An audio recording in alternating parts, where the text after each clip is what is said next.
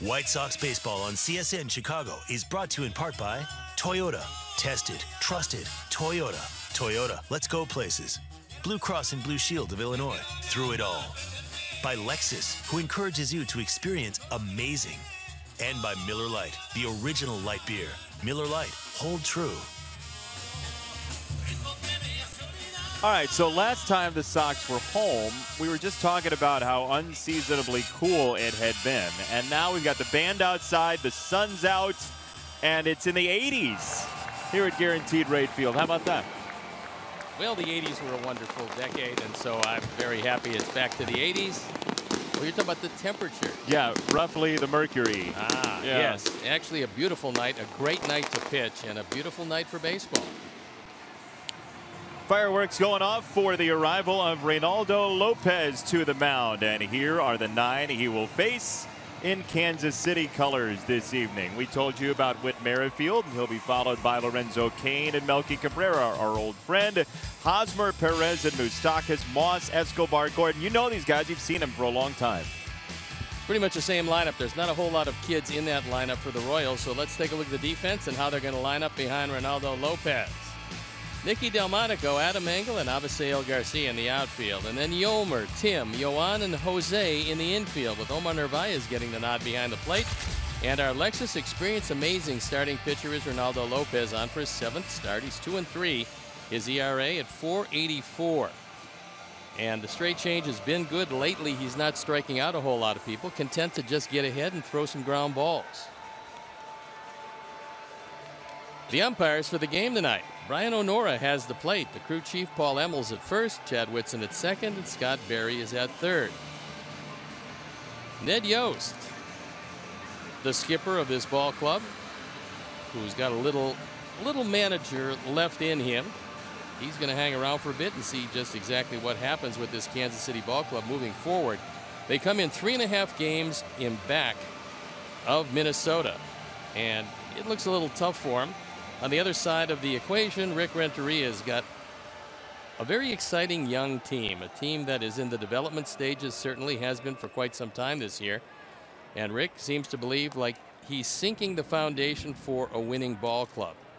And you'd have to believe him because these guys play very hard, which is the key thing you're looking for from a young team. Play hard every day. It's not going to work out as well as you'd like when you're undermanned, and this team certainly has been. However, the guys who are still here, when the rebuild is complete, will understand how Rick and his coaching staff want them to play baseball the White Sox way, and they're showing it to them this year. So that means we're ready to play baseball, and I am ready to turn it over to my much-traveled partner, Jason Benetti. So good to be back with you. It feels like it's been 2 weeks. Well, you've been everywhere in the country, and so have you. Yeah, true. Detroit, Kansas City, Houston. Oh, yeah. Wouldn't have missed it for the world. Winslow, Arizona. Whit Merrifield. First pitch hunting. A pop-up down the first base line. Abreu in foul territory. One away. Not too many guys in the league can do that better than Jose Abreu. He is wonderful on pop-ups. These are not easy plays as this ball is drifting. The wind not much of a factor here, and Jose makes a play rather easily, so it's 1 pitch, 1 out. Jose might be dealing with a little bit of a kink as he was looking over that shoulder. Can happen. I mean, a lot of traveling. This team is coming back off a night game in Houston. Got back in around 2:20, 2:25. By the time you get home, it's a little bit later. Won't affect the ball club tonight. It won't. No, tomorrow night, if anything, but not tonight. Second day. Yep. Lorenzo Cain nearly gets scraped by Lopez. Reynaldo Lopez, last 2 starts, he's gotten the win, and he's only struck out 1 batter in each of those 2 starts. It's been 15 years since a White Sox starter has had that happen. Sanchez has a little trouble with it, and Abreu stretches. It's late, so Cain is on. I assume that's got to be E5 because it's a relatively easy play. Yomer bobbled it, and Cain, hustling down the line, actually beat the play at first. And right there, the double clutch, and goes as a base hit. Now, Rosie's had a long road trip also. 1 on, 1 out for Melky Cabrera. To wrap on the one strikeout thing from Lopez, back-to-back games with wins and 1 strikeout for a Sox starter. Gary Glover was the last guy to do it in 2002. Got a long time. A lot of balls in play for Lopez his last few starts. 2 strikeouts in the start prior to that run. Yeah, I mean, anytime you throw sinkers the way he does, even though he has big velocity, with a good straight change, you got a lot of guys out in front, and those are the ones they roll over and hit it to the pull side on the ground.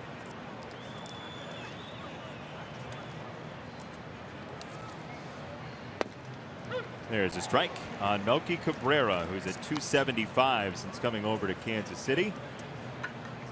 11 doubles, 2 triples, 4 homers. Sox have pitched him well since he's left our nest.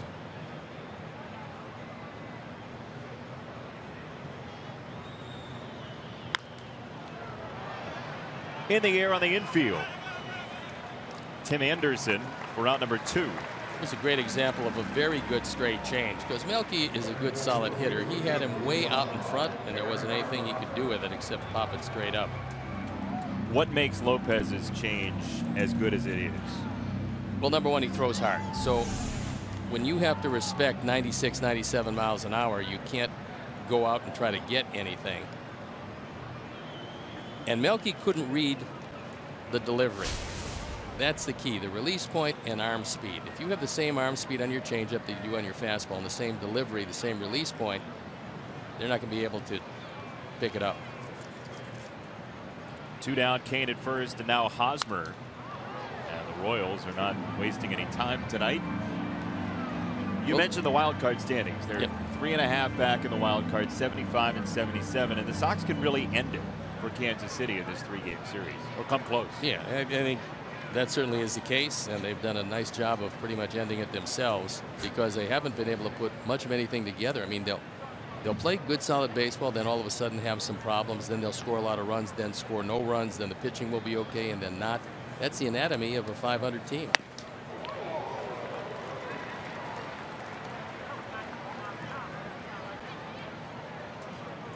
Lopez is very effectively pitched up in the zone, and you see the last time out against the Tigers, 7 innings, 7 hits.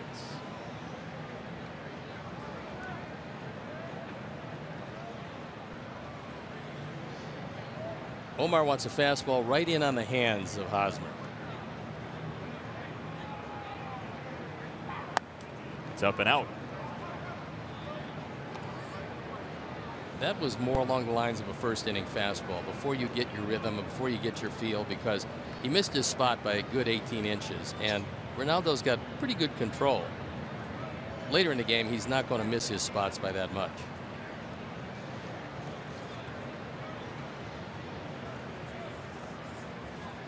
Ball and 2 strikes with Kane at first inning in game 1 of this 3-game series.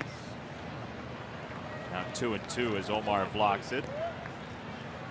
Kansas City has won 2 in a row coming in. They won a 1-0 decision in 15-5 the last 2 days. And that's to your point. They do it certain times in both ways, and then other times nothing's working. I mean, you're looking at a team that is 2 games below 500. That's one of those years where you just look at what could have happened that didn't. And a pretty good baseball man a few years ago said to me that, you know, it's not frustrating. When you're a real bad team, it's not frustrating at all. You know you're bad. When you're a really good team, it's a lot of fun. But the most difficult years are the years where you're playing around 500, because you always believe you're much better than that. And just about the time you climb over it, you fall back. And then you climb over it again and you fall back again. And it happens all year. And that's why this kind of year for Kansas City is very frustrating. On the ground, and a sliding play by Moncada ends the inning.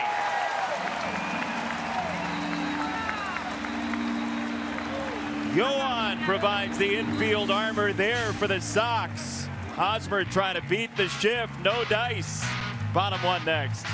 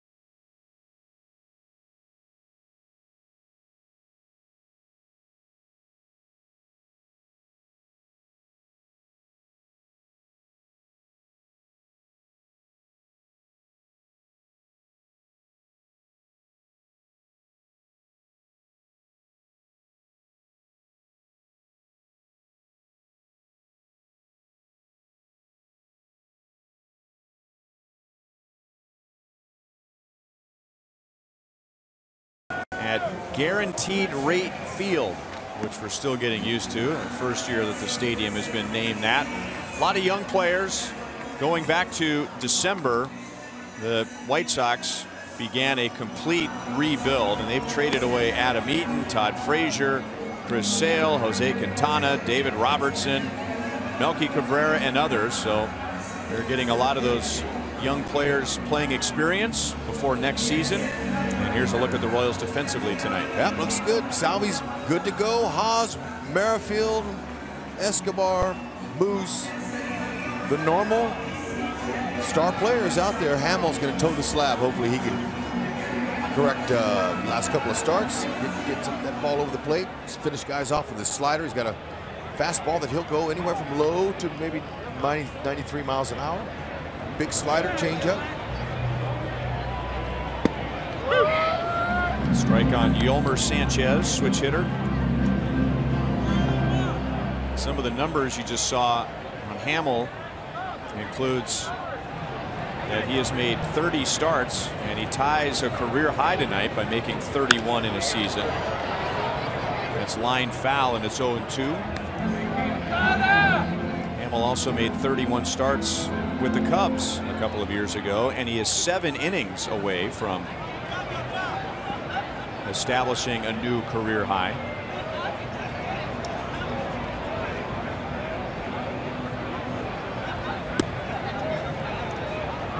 One and two on Sanchez. Little young White Sox, they're pesky. Got some nice young hitters in that lineup. You never know if they're going to give you that trouble from night to night.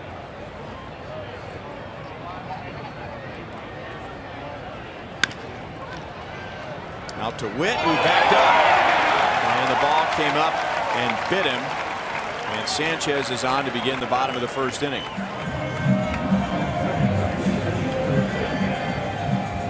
That's exactly what happened. 12th there for Whitley. That last hop came up and got him. Kept the ball in front at least, and just hit off the heel. You know, you kind of, sometimes you want to go, you know, you want to play the ball, circle into it a little bit, but then other times, you know, you're going to make a decision where I'm going to lay back on it, and most of the time that happens, or some of the times. Obviously, he wasn't expected to take that hop. Yoan Moncada, who just made a great play at second base to in the top of the first inning. Switch hitting rookie. He came over from the Red Sox in the trade for Chris Sale. As Hud pointed out, he wasn't just one of the Red Sox top prospects. He was regarded by many as the top prospect. Ball one outside. Strong switch hitter with power, good speed.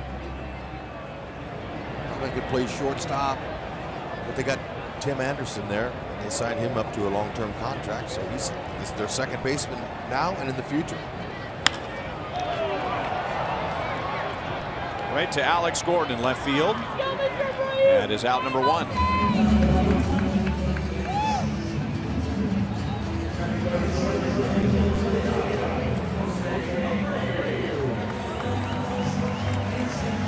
For those of you who weren't with us in the top of the first inning, we are taking the feed of NBC Sportsnet Chicago because of technical difficulties, and we continue to work on those so that we can give you our regular broadcast feed. But one of the longest standing features of the White Sox broadcast is the picks to click, where members of their broadcast team tries to predict who will have the best game, and they keep track of it. That goes back to Tom Paciorek, yeah, Hawk Harrelson. Yeah, that's not a bad thing. That sounds like fun. It's kind of like our trivia question we do. Kind of. Because you never know who's going to be driving the bus. That's similar. But could be Warren Cromartie. Or One Dog. Or, yeah. Lance Johnson, Robinson Cano. You never know. I look for One Dog here today. White Sox star.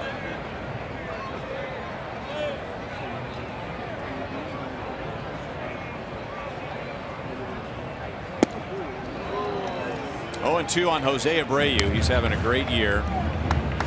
He has the most total bases in the American League. Second most extra base hits. He's done well against the Royals.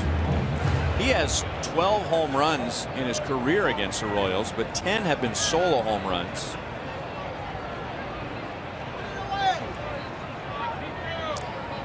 Nine-foot lead over there at first base by Yomer Sanchez. And on an 0-2 pitch, Abreu gets it through the left side. Sanchez stops at second, and the White Sox have 2 on with 1 out.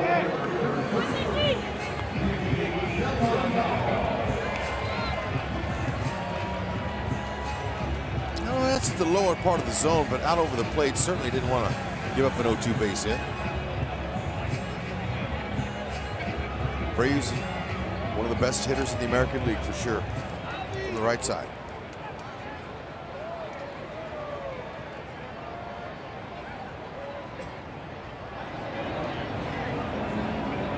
And now Nicky Delmonico.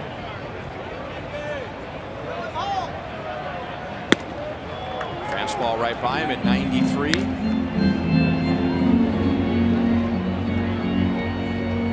Royals were here about a month ago, and a lot of these young players were swinging the bat well. And now in the last couple of weeks of the regular season, they're experiencing a 6th month for the first time. The league is catching up to him, and Delmonico, like a lot of the young players on the White Sox roster, is having a tough time at the moment. He grounds out. Sanchez goes to third. Abreu moves up to second base. 2 down. Yeah, you know, that's just how this league is up here. I mean, it's the highest league in the world, obviously, and believe me, these pitchers have been making a pretty good living out here, getting hitters out, and so hitters are gonna, they might have some early success, but if you stay in the up here long enough, they'll find you out, they'll find the holes. Then you have to adjust. That's why they call it a game of adjustment. Avisail Garcia is not fading at all.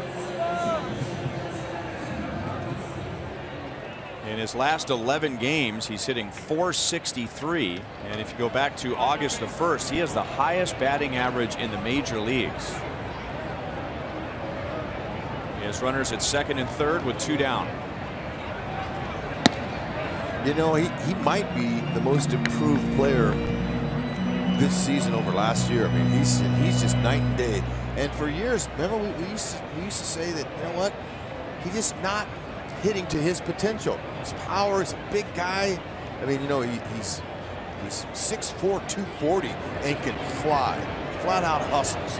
That's the one thing that I've admired about him, is he goes 90 feet hard. But he can hit. He's finally reached that potential.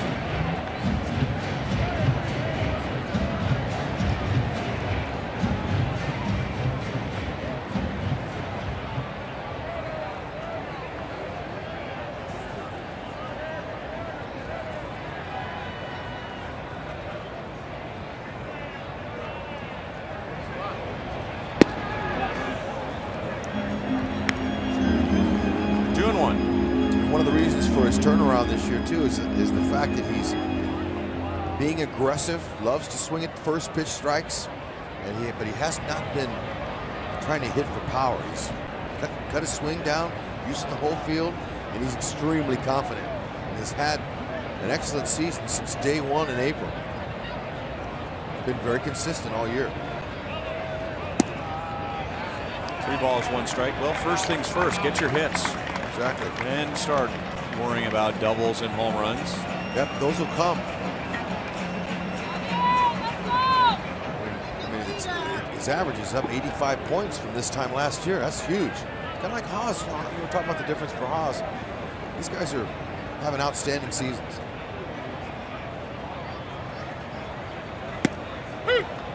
Hamill goes with a 3-1 breaking ball.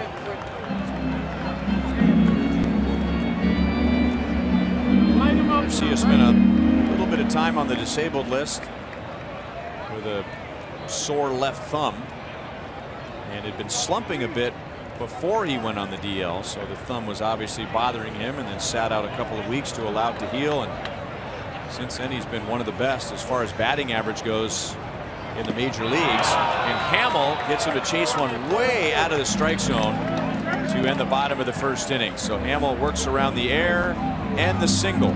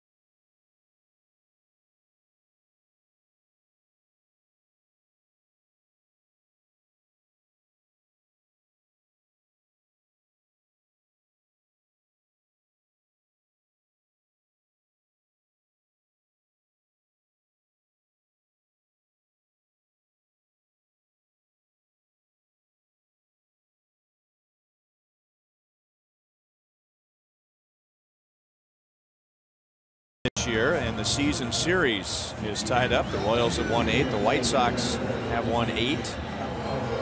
Last year the Royals were 14-5 against the White Sox. A warm night. I know a lot of Royals fans, and not just the fans, but our traveling party was prepared with sweatshirts and jackets for this 3-game series. Mid to late September in Chicago, but instead it's been short sleeves and shorts. The temperatures in the low to mid 90s in Chicago today, and it's going to stay warm throughout the weekend.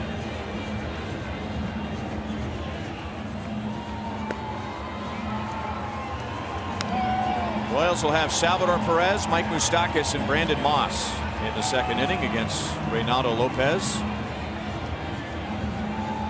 Good night, though, for the ball to fly out of the ballpark, though. Hopefully, the Royals will be able to jump on Lopez. He's got a good fastball. We saw that in the first inning. Change up his second best pitch.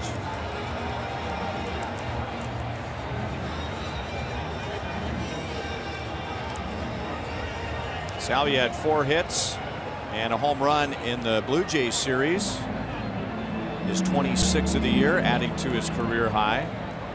23 of which have been when he has been in the lineup as a catcher, breaking his own record from last year. And he goes after the first pitch and fouls it away. Royals, I don't remember them doing a lot of that in Cleveland, but they certainly did in the Blue Jays series. They're swinging very early in the count, and they're at it again tonight against Lopez.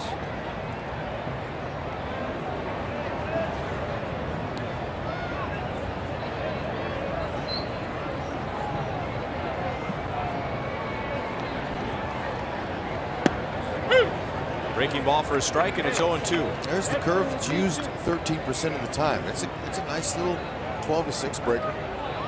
That one hummed.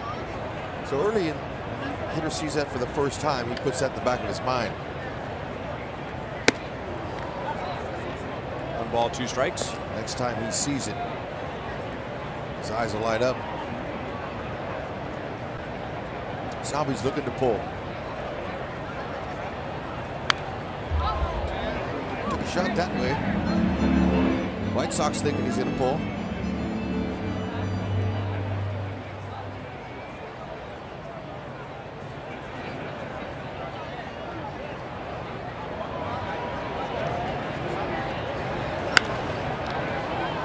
Shoots it to right.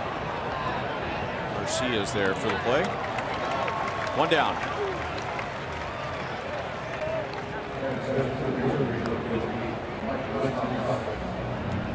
Want to remind you that we are carrying the video feed of the White Sox broadcast. We are having some technical difficulties here in Chicago. That's why you're not able to see Price Chopper Royals live, but our crew continues to get to the issues and hope that at some point we can get back to our Fox Sports Kansas City feed. Yes, but in the meantime, thank you NBC Sportsnet Chicago, man. We appreciate that. Let's jump on. Show you our Royals. Let's see if Moose can stay hot. They're playing him to pull over there. You see it? Okada, second baseman, shallow right field.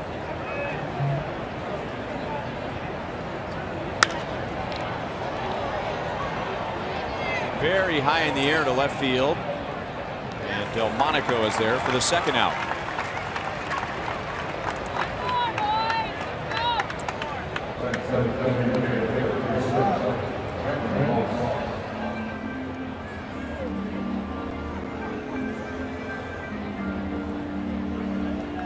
And now Brandon Moss.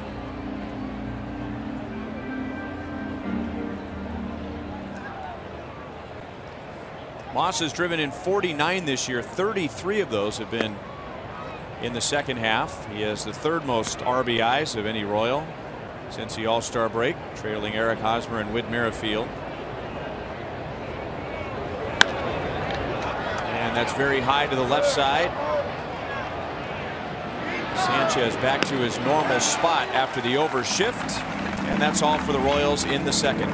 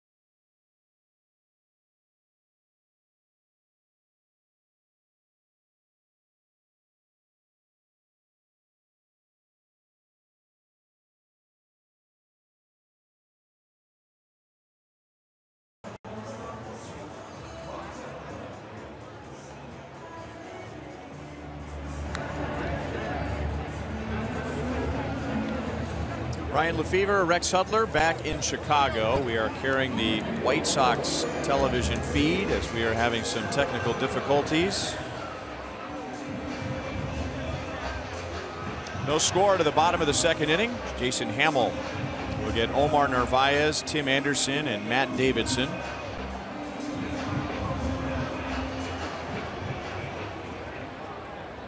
Hamill had to get around an error in a single in the first inning, and he struck out Avisail Garcia with runners at second and third to end the first.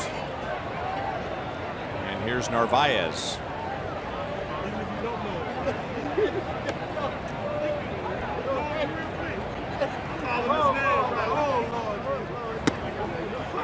Outside for ball one. Hamill's be a little careful with Narvaez. His last 25 games he's hitting right at 300. 13 walks, 420 on base percentage. He's been swinging a good bat. Given an opportunity to play.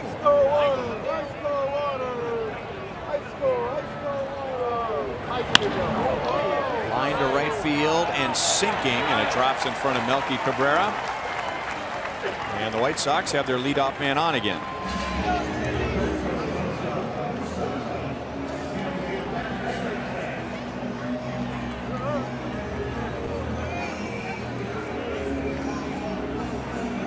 Narvaez didn't try to do too much. It's a nice little easy level swing. Ball was in on him, didn't break his bat, but he dropped it right in front of Melky. Melky thought about making the attempt on it, but it's too far in front of him.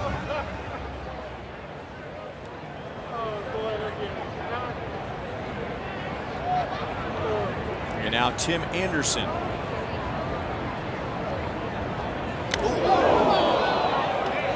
How that hit his helmet or his bat? He got his helmet. The breaking ball got away from him.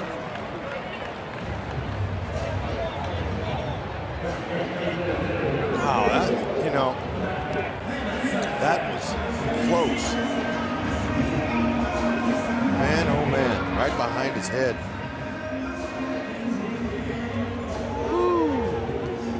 It's a good thing. Didn't hit him.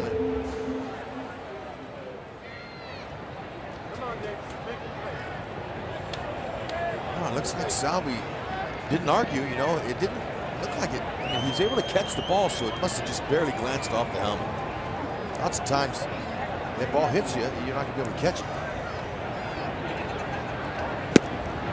Fastball right by Matt Davidson. So Hamill has to deal with runners at first and second, nobody out. Davidson's one of those guys we were talking about last inning.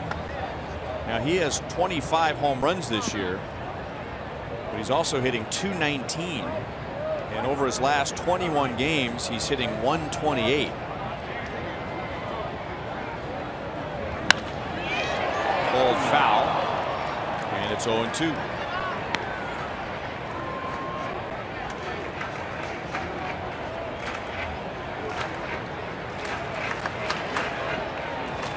That was the right person to give it to.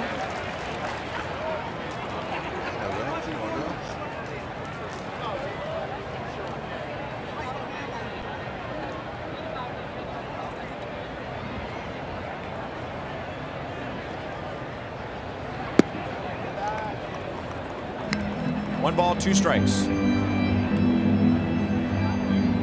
sprung on it like a cat. Good play. See all the. Come on, man, give it to me. Give it to me. You can't argue with that. There you go. Davidson's still struggling like he was when they were back at our place a week or so ago. He's a power hitter. Be careful. Got it past Moustakas. Narvaez scores. Anderson is held. They may have a play at third, and he got back in there.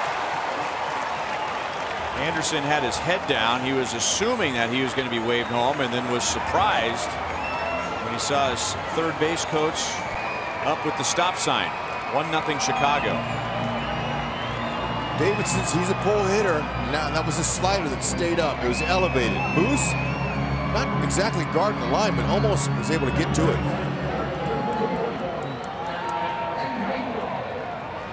Nick Capper, the third base coach, he had the stop sign up for Anderson, and Anderson was coming home just like you said. He had a full steam going ahead.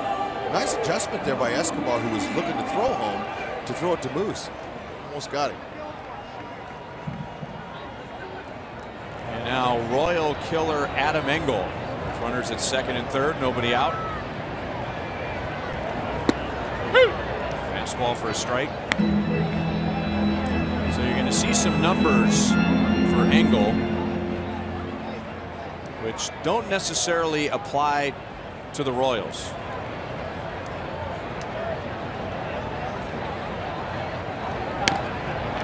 Fouled it off of his foot. No balls and 2 strikes. And a slip, you know, and so that good slide. I mean, good way to contort his body. I mean, look at that. He didn't want to run into the tag. Moose had it there. The ball beat him, but he's able to sneak around the tag. Moose did all he could, but when you go up on the player's arm, the hand usually beats it to the bag. You want to try to keep your glove as close to that bag as you can to apply the tag on. Sometimes you get fooled.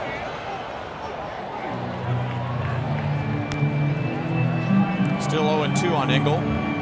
Engel, you know, he seems to rake us pretty well, but overall just 279. Gonna have to maybe have a little, excuse me, 179. He's gonna have a little bit more production in him to be an everyday center fielder for next year. But as far as center field goes, He's right there with the best. Gets great jumps and got tremendous speed. Very good defender. He has 20 RBIs. 9 have come against the Royals.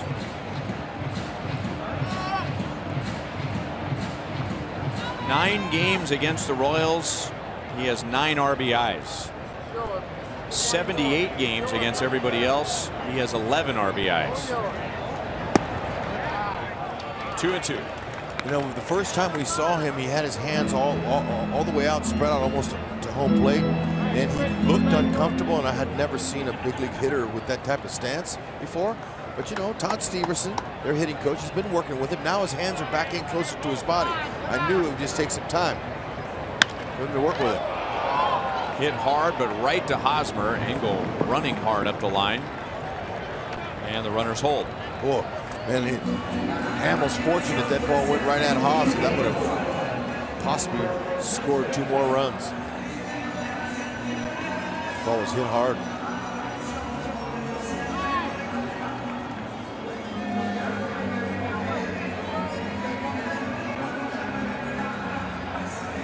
It's a late swing, had a lot on it. Nice play by Haas, who was playing in on the grass. Soft hands.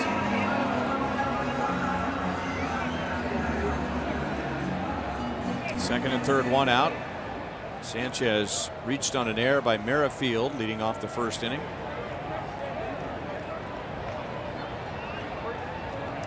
Yolmer's done a pretty good job with runners in scoring position this season, hitting .306.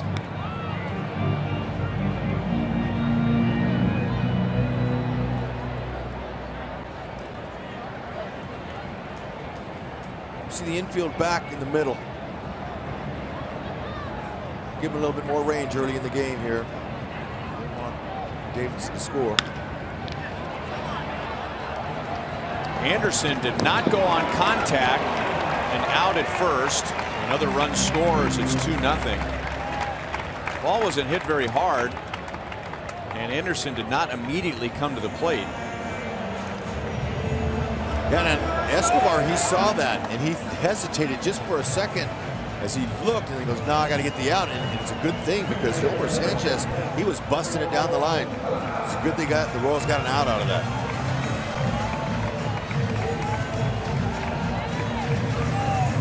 And now Moncada, he flied out to left in the first inning. He's batting with Davidson at third and 2 down.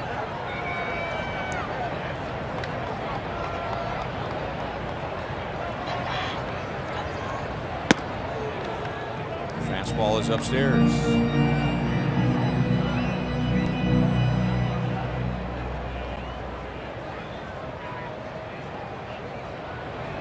Davidson at third. He doubled in the first run.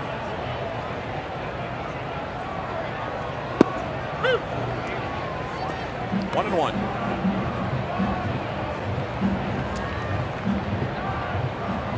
Moncada's been pretty consistent so far this year. From both sides of the plate. 230 from the right side, 240 from the left side.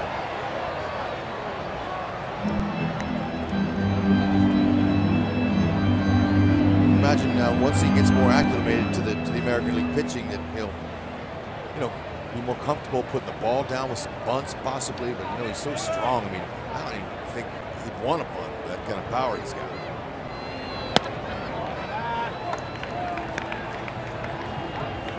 Looks to me like he's going to be a nice all-around player.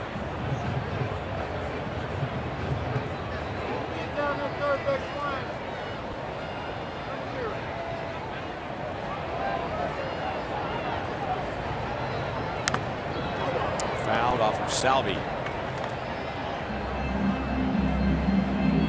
Ryan Nora checks to make sure he's all right.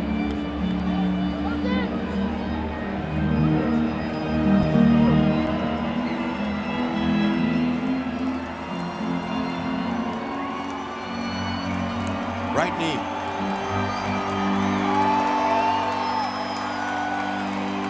And occasionally Salvi won't be in a normal catching stance. He will drop a knee to the dirt to take a little bit of stress off of his knee, and that's exactly where the foul ball went.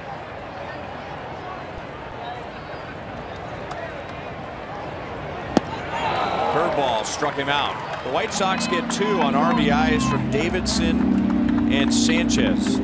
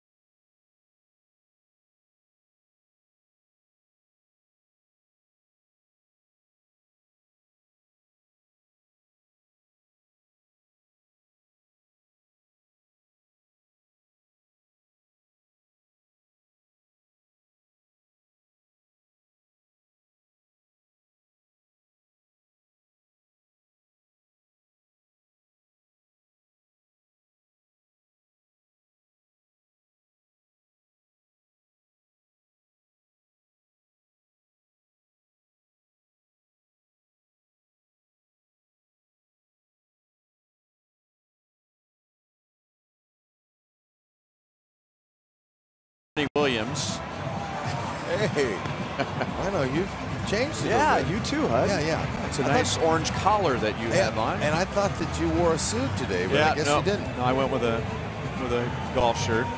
That is Jason Benetti on the right, Steve Stone on the left. We are carrying the White Sox video feed. We've had some technical problems here in Chicago, but that really is Bernie Williams, a longtime Yankee center fielder who performed the national anthem before the game tonight with his guitar, and he was introduced as jazz musician Bernie Williams.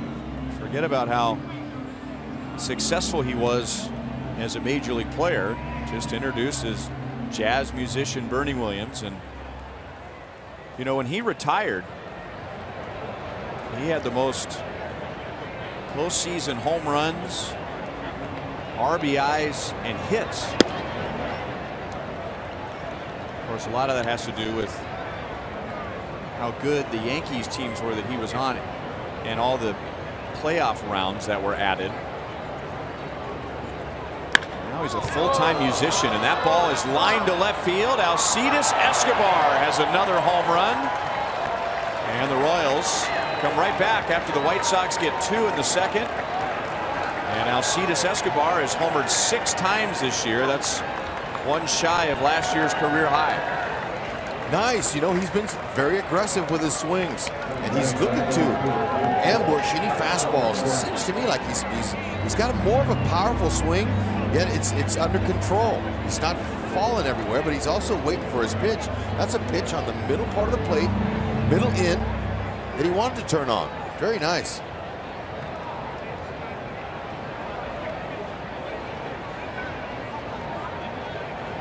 So it's 2-1. And now Alex Gordon looks at a strike.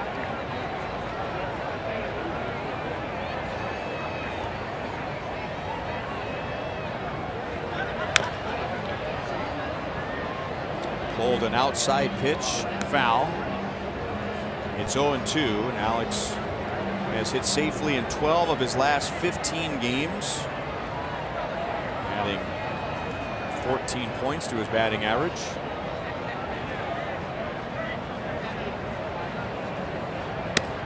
One and 2.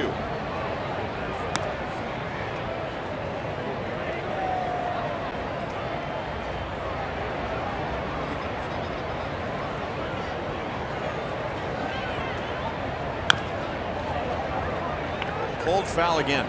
Yeah, with that breaking ball like that, you're going to be out in front. Alex is, you know, has been staying through the ball much better. Dale Swain was telling me before the game that he's really in a position right now where he's been the best all year. He's been the most consistent.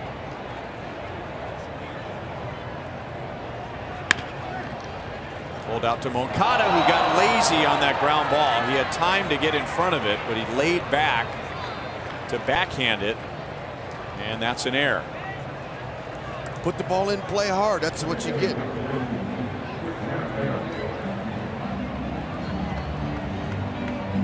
Moncada's 8th error in his just 46 games now.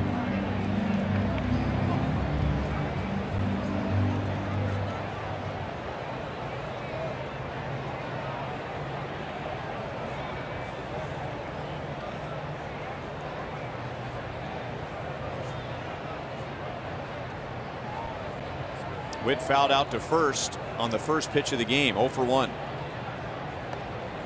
When we talk about an infielder, so often we say, boy, he's got good hands, he's got a strong arm, and we don't talk enough about how important footwork is. And with a little better footwork, both Witt at the plate right now and Moncada, the White Sox second baseman, both have errors tonight. That was more of a result of footwork than it was their hands. Would you agree? Oh, absolutely. Your feet are the most important thing for an infielder. Middle infielders especially, because you have to move left and right. There's a lot of ground to cover. First baseman and third baseman, a little bit more of a reaction position. Your footwork is not as important, although it is when it comes to catching and throwing the ball. But in the middle, you have more time. More time to get your feet right. And you know, there's a lot of things that you can do to help your feet, and that's, you know, if you jumping rope is good. Jumping rope, it kind of gives you a little bit of timing with your feet. A couple of things that can help you. Agility drills, box jumping, plyometric jumping.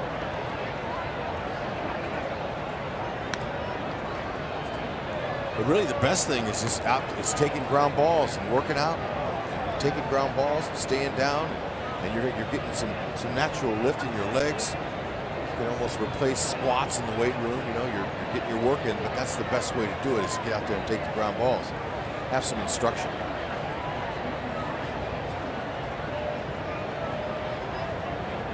Alex runs, and a perfectly executed hit and run. Alex keeps going to third. Moncada was the cover man, so that right side was wide open, and Witt took full advantage.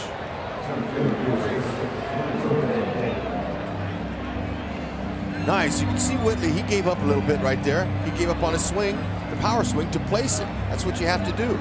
You see the hit and run, and as a first base runner, your responsibility is to not get picked off and just go when he pitches, when he goes home, and then as you're running towards second, take a peek back. If the ball is hit, you know where it's hit on the ground, and you can continue to advance at third. Nobody out. Usually that's put on with 1 out. Sometimes if you swing and miss in a hit and run and the runner gets thrown out, it can take you out of a big inning, potentially. That's why they put it with 1 out. And then to get the guy at third base with less than 2, you have a higher percentage of scoring the run.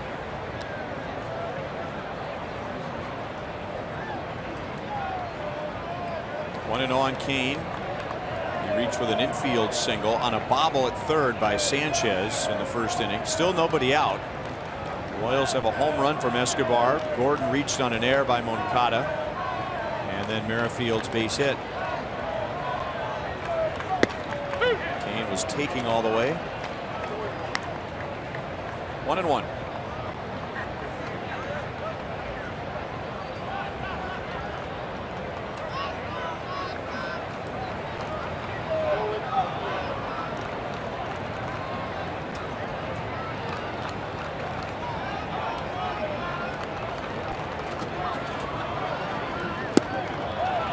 Chase. 1 and 2. Looks like to me Whitley would have a chance to steal the base here. Timing Lopez from the time that he breaks his hands to the time the ball gets to the plate. That's 1-4-6, 1-5. There's plenty of time for Whitley to get that steal if he can get a decent jump at all. Not running. And it's inside. 2 balls, 2 strikes.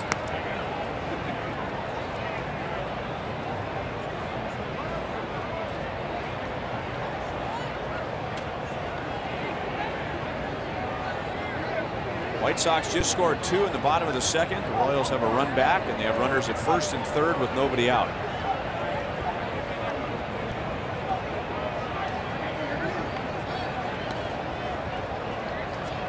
Witt leads the league with 32 stolen bases. That ties a professional high for him. He also had 32 2 years ago at Omaha.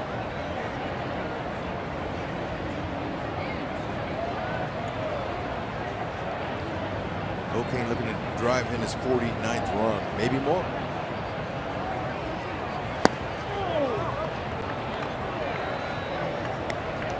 Full count.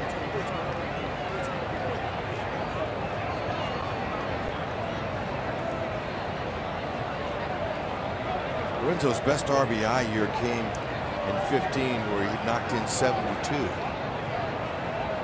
World Championship run. 551 at bats. But Ned's moved him to the number 2 hole, and he's shortened up his swing and really been working it ever since they got Melky Cabrera. Put Melky in the 3 hole, gave the lineup a little more width, a little more depth, and it just seems like Lorenzo is really on top of his game offensively. Well, he has the 2nd best batting average in the major leagues since that move. Yeah, no question. He's raking. And when you stay short with your swing, you try to just place the ball where it's hit and try to make some contact. It's amazing how many holes you can find. But once you come out of your shell, out of your shoes, and you start swinging hard, you don't have as much bat control. Therefore, your average suffers. But some guys want to hit it hard. They think a big, long swing is the remedy for that, and it's not. Bat speed's developed by short, quick hands, short, quick stroke. Like that. Dropped by Anderson, who threw to first. Now Gordon didn't advance. You can understand that. He's freezing on a line drive. But Anderson had a chance to make a much easier play at second base, and he didn't take it. Could have turned 2 even.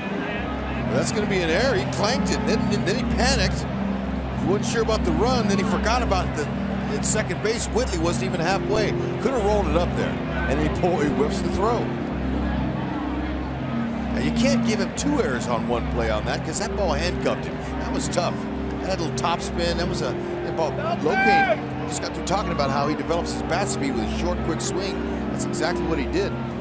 Tough initial chance, but Anderson kind of like he got a little excited.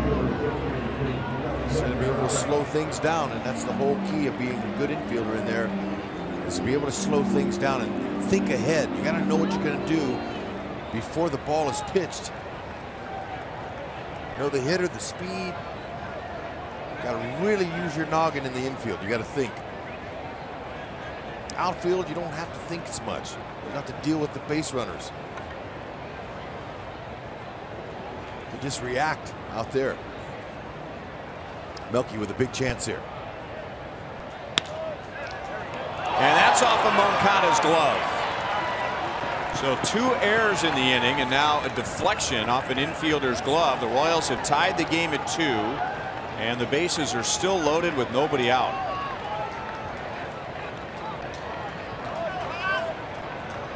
Jumping right back on the White Sox. Donnie Cooper, good time for a visit here.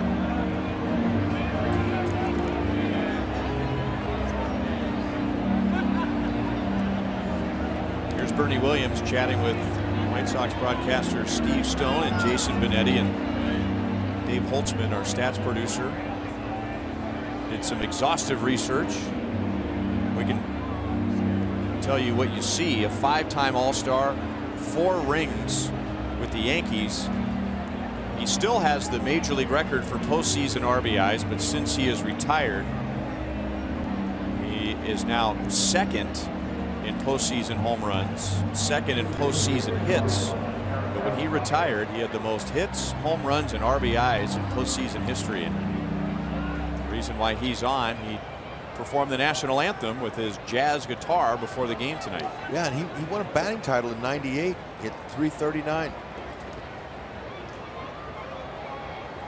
Got to play against him when he was a young player. He was 25, 26, 27 years old. I had no idea he was going to end up with the longevity that he had and put up the numbers that he had. Now it's really nice to see him play and hear him play his guitar for the anthem, and now he's found his second hobby.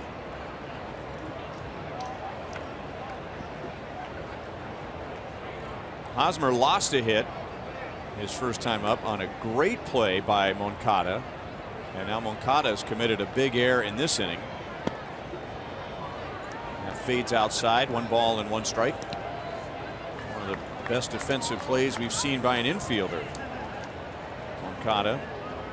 But after Escobar homered, Moncada made an error, then a base hit by Merrifield, and then the shortstop Anderson made an error.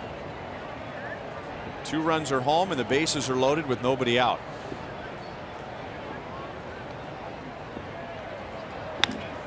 That is lined into right center field. Merrifield scores. Kane will score. The throw goes to third, and the Royals lead 4-2 in the third. Both errors have turned into runs. 90th and 91st RBIs by Eric Hosmer. He's climbing up there. And after pitching coach Donnie Cooper came out to try to settle Ronaldo Lopez and tell him, hey, look, it's not your fault. Just keep the ball down. Things continue, and everything's contagious. Lorenzo Cain, great read at second base. Very nice. He's able to get that run home.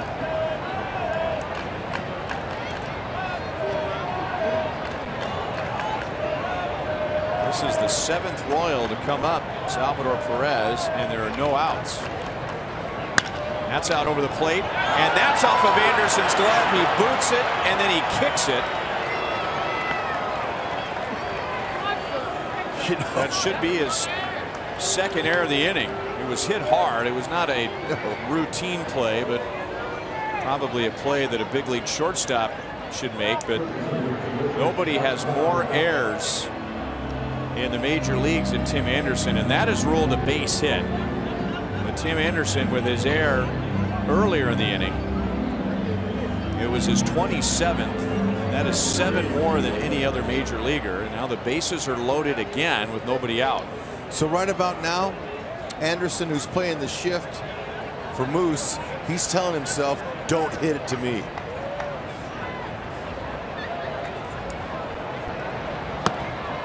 Especially, don't hit me a nice little easy slow one either. Those are the worst kind. Now the hard ones, those are a little bit easier to react to. They stick in your glove better.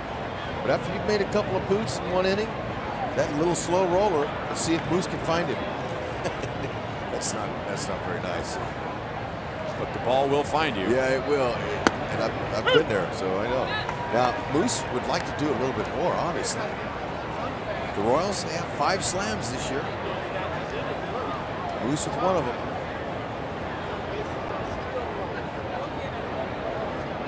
He is the 8th man to come up in the inning. And there's nobody out. Go ahead. Just to our left. Now Mike Moustakas with his 37 home runs, a Royals record. He is homered off of 35 different pitchers. And Reynaldo Lopez is one of the pitchers he has homered off twice. Both he and Urban Santana have allowed more than 1 home run to Mike Moustakas. That is lined into the corner. Foul. Close to a grand slam. And he just golfed it out there. And Lopez is lucky that it's still 4-2. Oh my, I'll tell you. All of a sudden, you know, the defense lets him down. Gets him a couple of base hits now, you know what I mean? It's really not the kid's fault. Got some action up in the pen. Well, the White Sox play defense in this inning. Escobar homers, Gordon grounds out, Merrifield singles, Kane grounds out, and you've got 1 run home. You have a runner at first with 2 down. This is a much different inning, and the infield base hit for Salvador Perez certainly could have gone down as an error as well. Make it pay.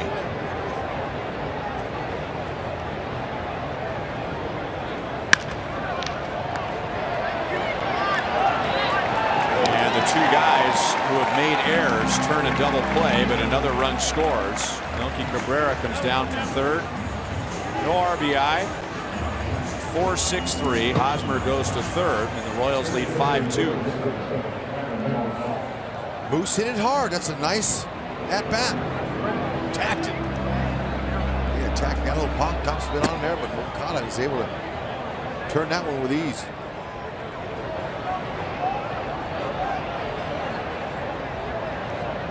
And now Brandon Moss, the 9th man to come up.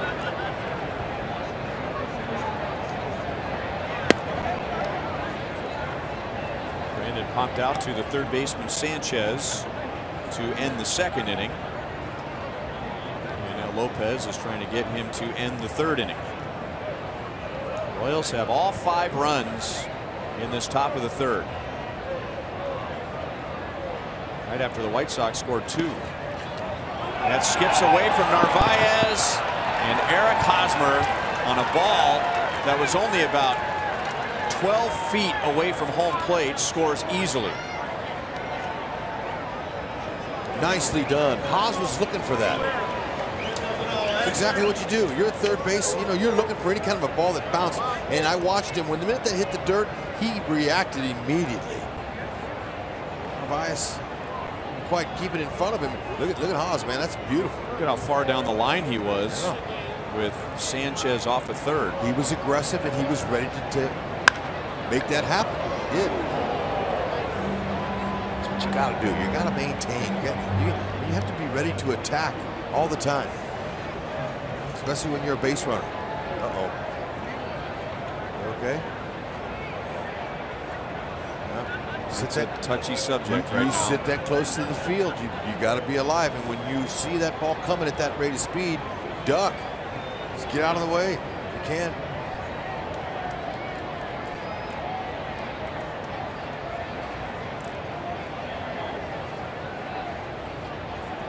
That is beyond the dugout, but very close to the field.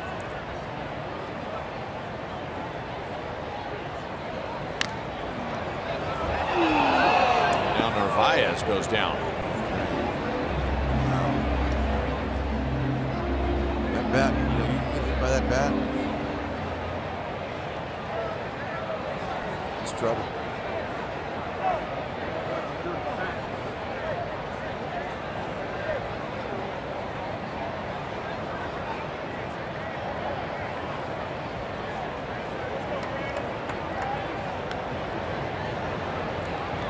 Okay, watch the backswing.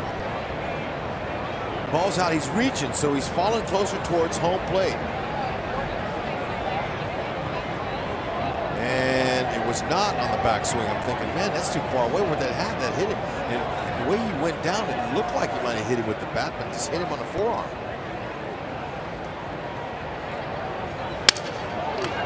Snapped his bat, and Moncada makes another great play to end an inning, but it was his error that helped get the Royals going in a 5-run 3rd inning.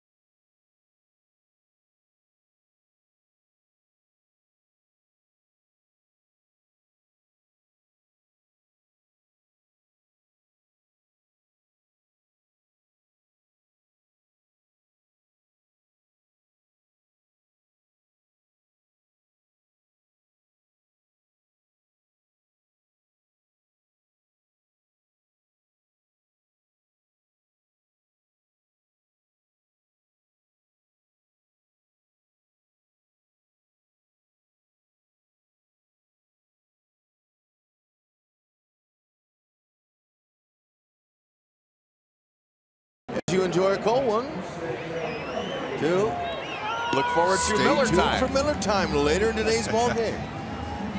Ryan Lefevre, Rex Hudler in Chicago.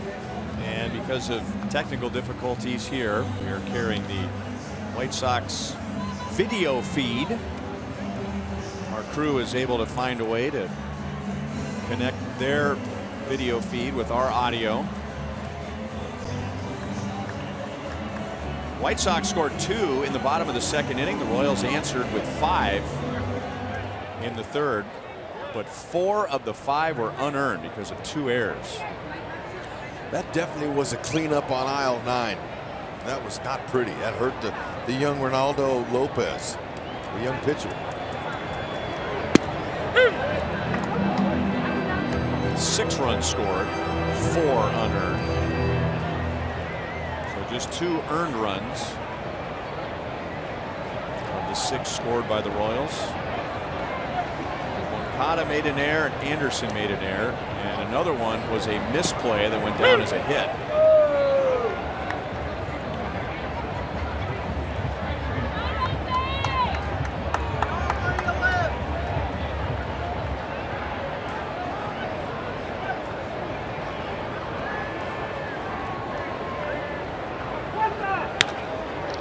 Off the end of the bat, 1 hop to Escobar on the money. Jose Abreu is 1 for 2.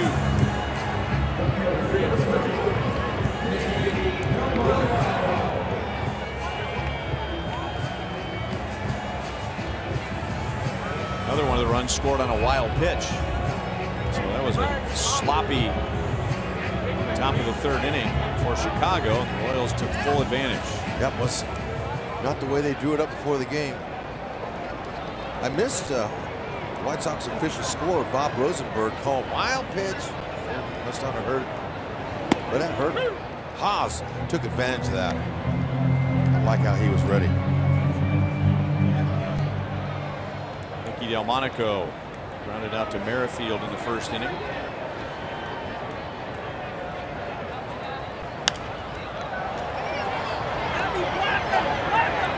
Not hit very high, and it still landed on the White Sox dugout. Salvi ran over there, but even if it was still in play, it just wasn't hit high enough for him to get underneath it. Delmonico, he came to the ballpark today and found himself hitting cleanup in his rookie season for a big league team. And he hasn't, you know, it's not like he's been just tearing the cover off the ball. I think you mentioned earlier, just hitting 164s. He's really not showing a whole lot, but sometimes the skipper has a hunch.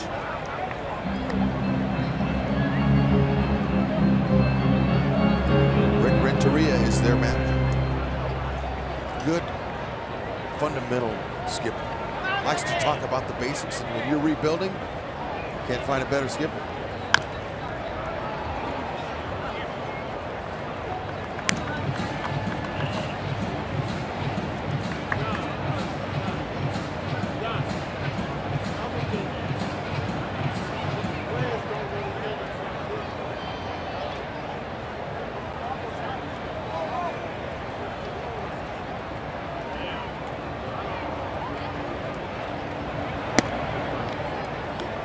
Two and two.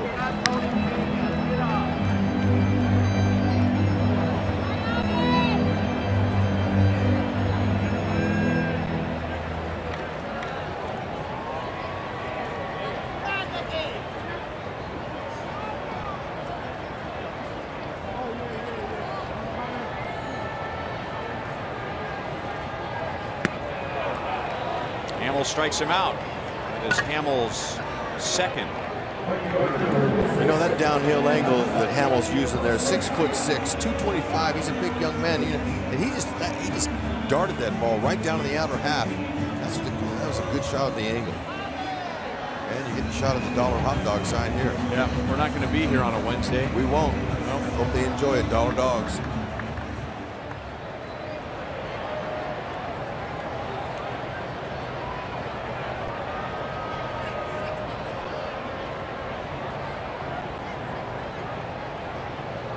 Garcia with 2 down.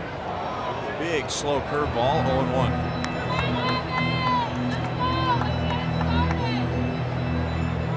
White Sox had runners at second and third, and 2 down in the first inning, and Garcia coming to the plate, and he's been the best hitter in the major league since August the 1st. But Hamill struck him out.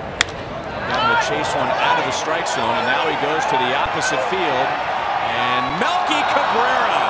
I don't know if it was a home run, but it was definitely an extra base hit until Melky went up into the chain link to help Hamill to a 1-2-3 bottom of the 3rd. Oh, what a stretch out there, Melky.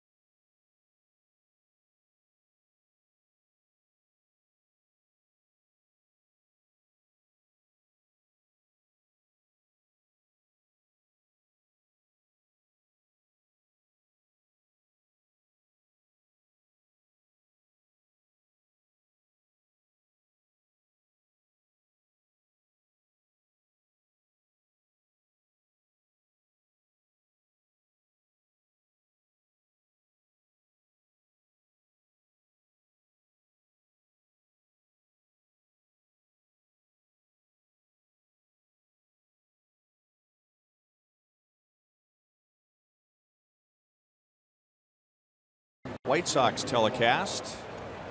Jason Benetti in his 2nd year as the play-by-play voice for the White Sox on the right. Steve Stone, former big league pitcher and one-time Cy Young winner, is already in his 10th season with the White Sox.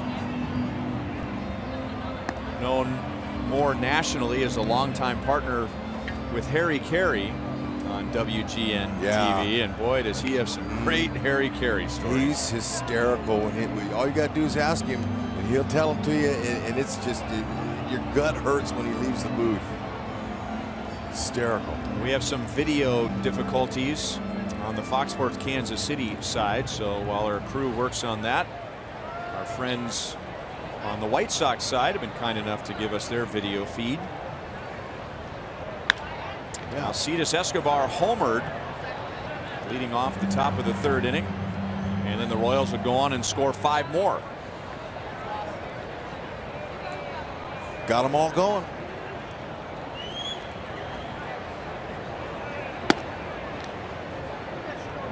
I was a little bit disappointed, though. I didn't get to watch my favorite pregame show, Price Chopper Royals Live. I was a little bummed. I didn't know what to do. They canceled the show. I was like, oh, man. But, you know, we're thankful that NBC Sports Chicago said, hey, look, we'll help you guys out.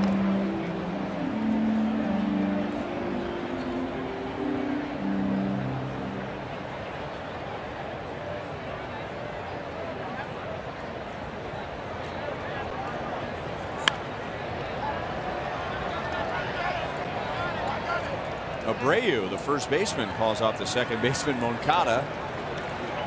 Now, my sarcastic, impulsive reaction to that is, look, man, you're not making the plays at second base, so I'll catch the ball. But he's able to make the special plays, though, the spectacular ones, the more difficult. Go ahead to hashtag #SoxMath if you want to try and figure that out. There's a lot of writing in there. I don't know what that is. I couldn't follow it all. So Escobar homered to begin the 3rd, but the inning really got going when Alex Gordon reached on an error by Moncada. Then a base hit by Merrifield on a perfectly executed hit and run. And then an error by the shortstop Anderson. Then Cabrera drove in a run. Hosmer drove in 2. Another run scored on a ground ball double play. And then the 6th on a wild pitch. And now Engel closes in on it and makes a play in the middle of the warning track. So Alex gave it a long ride, but he is out number 2. You know, thought the ball would carry today just from the summer that we've spent here. The ball flies, but there is some breeze blowing in, and the ball's not going out of the park like I thought it would today. I was talking with Brandon Moss before the game, and he says, "Oh man, when it's hot here, the ball flies, but not tonight."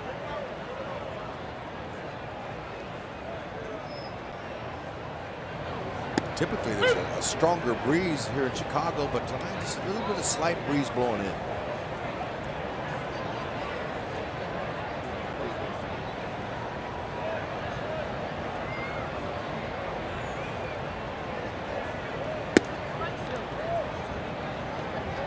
One and one on Witt.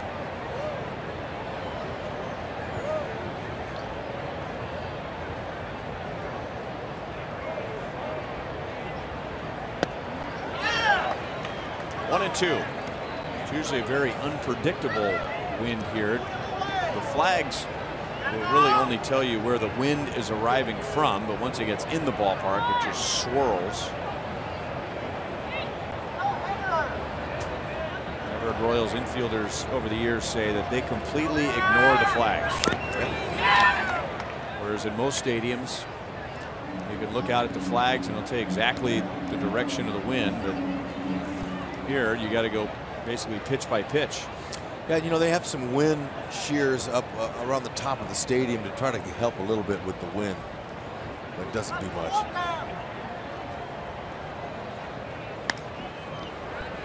Abreu makes the play on a soft liner, and the Royals go down in order in the 4th after getting 6 in the 3rd.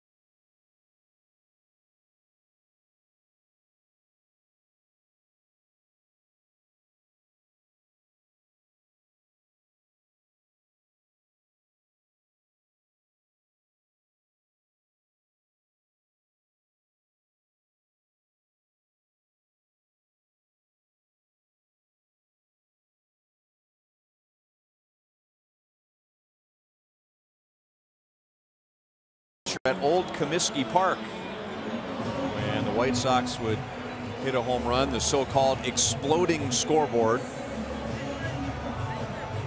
So very similar feature at this new ballpark, which opened in the early 90s and right across the street from Old Comiskey Park. Yep, was fortunate enough to get to play in both of those parks, and it was unusual to see those pinwheels up there explode. You know, they had fireworks come out of it. It was kind of fun. It was And then this ballpark here.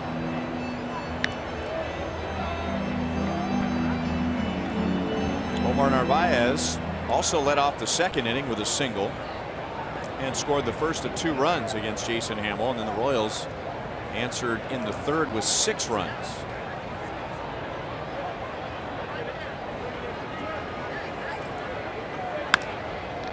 And now he gets one in between Moustakas and the third baseline.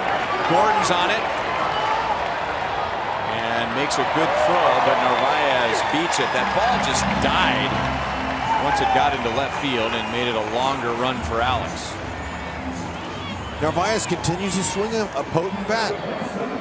Moose is playing off the line, and Narvaez waited till the ball traveled deep and then started his swing and inside out and down the line. See how that ball kind of stuck a little bit. Alex, look at that. That's all from his infield days playing third base. Throwing off balance like that off of one leg. And most outfielders that make that play can't do that because they never played the infield before. One of the many reasons why he's so good in left. Breaking ball for a strike to Anderson. Hammel threw him a breaking ball in the second inning and hit him on the back of the helmet. And then he eventually scored.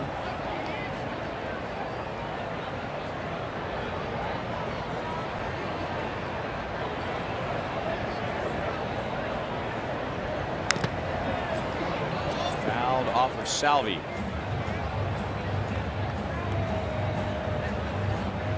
Hammel got that run support there. That 6 runs in the third inning really helped him out a lot. And he needed a little bit of help because he needs a little bit of confidence. As after his last 2 starts, a 10.61 ERA, 11 earnings, opponent average 447, and just 9 in the third innings pitched. Now he needs to rebound here and continue to excel with Ned's new 6-man rotation. Everybody since he started have had good starts. Up the middle, past Escobar. Narvaez scores his second run. It is 6-3. And Tim Anderson has a 13-game hitting streak, a career high. And longest in the majors. Stayed in the middle. Try to do too much, try to pull it. Narvaez with a good break. No chance for Locaine.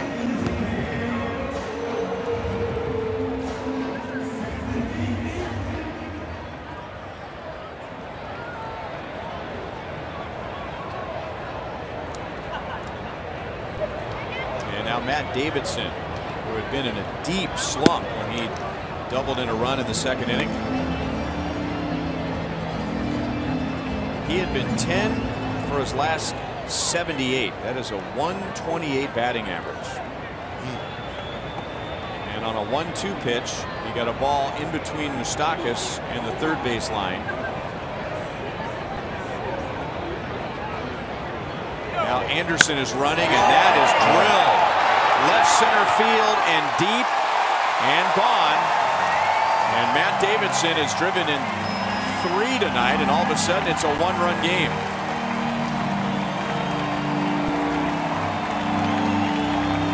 All from the 6, 7, and 8 hitters in the lineup. So when you're in a slump, as bad as he was, those numbers you were saying, and then he starts out the game with a base hit down the left field line, a nice little double. And he's now all of a sudden telling himself he's locked in, and the slider just stayed up.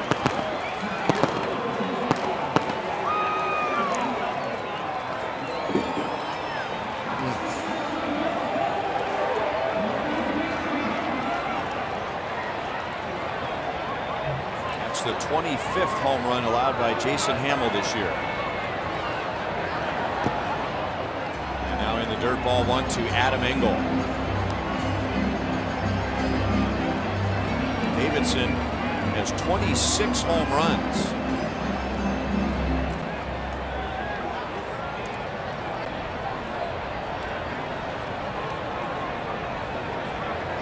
Yeah, I mean he's connecting, but he's also got 158 strikeouts too. Second most among rookies behind Judge of the Yankees at 199. Interesting. They like to swing and miss a lot in the game today. Power.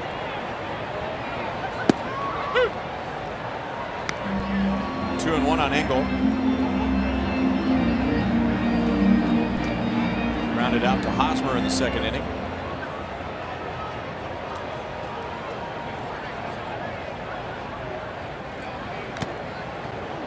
That knocks Salvi's mask off. Salvi has been hit by a foul ball 3 times tonight, so he's gonna just sit back for a moment.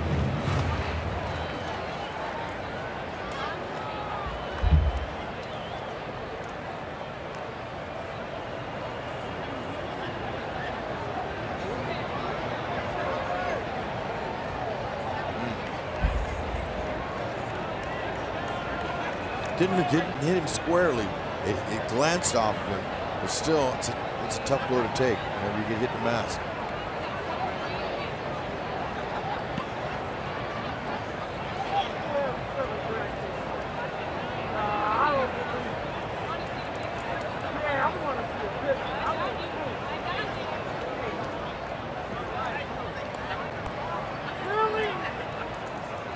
Two and two on Engel.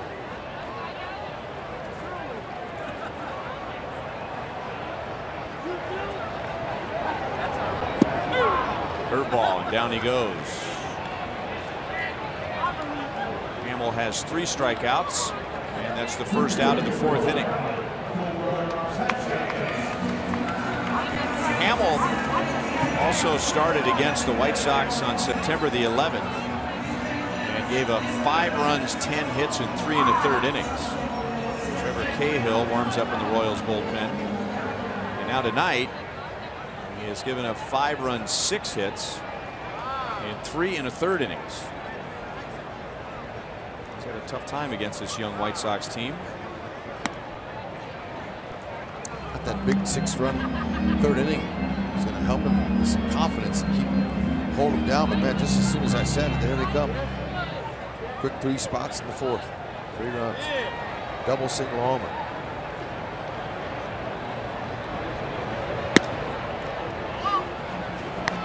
Two 2-0 on Sanchez. He reached on an error in the 1st inning and then drove in a run with a ground out in the 2nd.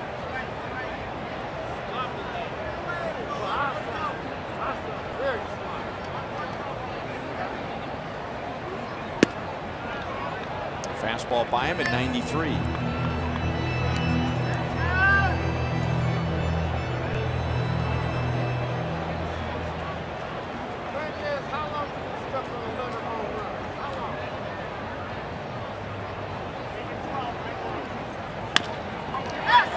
Back to the middle. Escobar gloves it and throws just a little late. Momentum took him all the way out into shallow right field. Sanchez has an infield single. Now we talked about the importance of footwork earlier in the game about if you don't get him right, your feet right, you'll miss. Escobar on this play here, he never misses. The ball might get by him once or twice, but he always is able to find that ball in the glove and spin around and throw off of the right leg. And all timing is perfect for him. Very agile. And Escobar, the way he's finishing offensively, just going on a little salary drive. He's looking good, Escobar.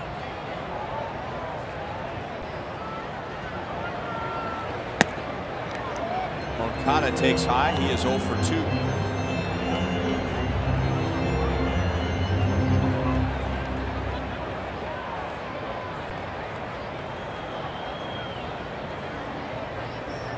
Rick Renteria.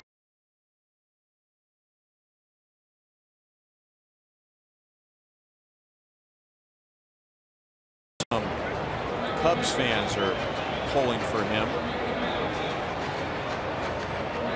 Where he was a guy that was fired 1 year into his contract with the Cubs because Joe Madden became available. Belted deep to center field and gone. Chicago White Sox have taken a 7-6 lead in the bottom of the 4th inning. The Royals scored 6 in the 3rd. The White Sox have 5 in the 4th.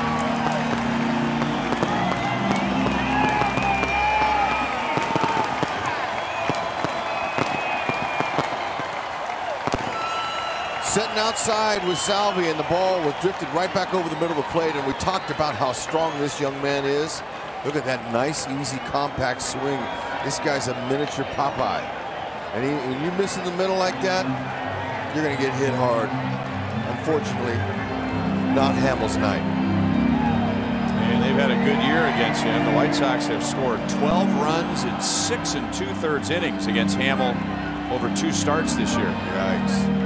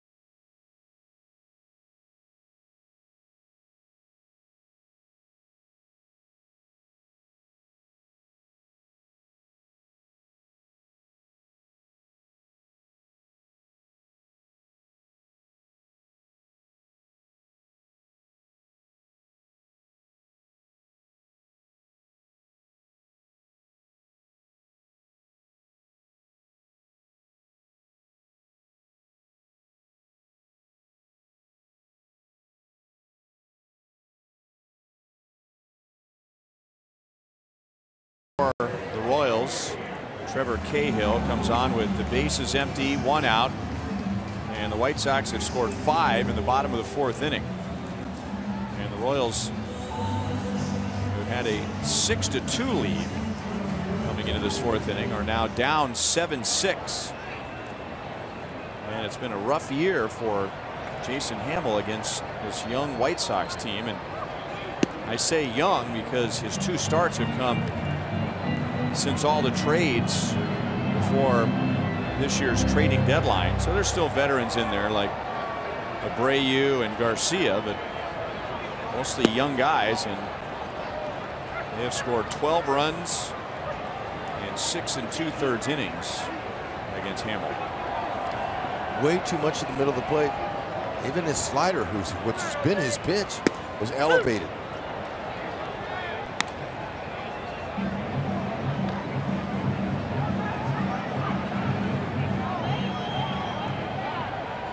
Abreu is singled and grounded out to short.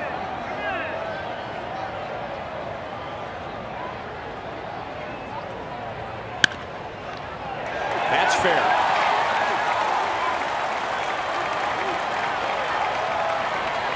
Jose Abreu has a double. That is his 78th extra base hit. Only Jose Ramirez of the Indians has more extra base hits in the American League. Wow, 41st double. He pounded it. I mean, that ball was right on the bag, right on the line. See the hips turn just before the hands come through. And Moose had absolutely no chance. I love how Alex plays the ball. That ball bounced off the wall. That's an easy double. He picked up that ball and turned and fired like it was an important out he had to get there. I just love his the way he attacks the game defensively. And Trevor Cahill, 6'4", 225, 88-92 with his sinking fastball. Sinker, slider, curve, change. His changeup is his best secondary pitch.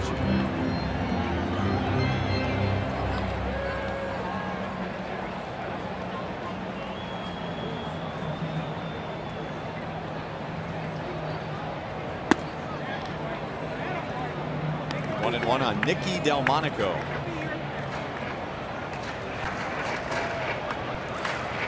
Well, it feels worse because the Royals had a big lead and now the White Sox lead, but it's only a 1-run game. And the Royals have 6 runs, 6 hits on offense.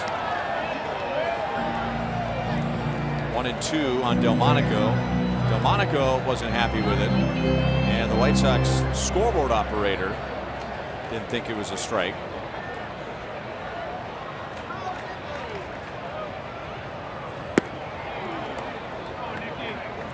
Two and two. Nice changeup.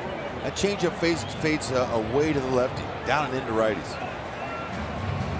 Just got to be careful with it, like any pitch.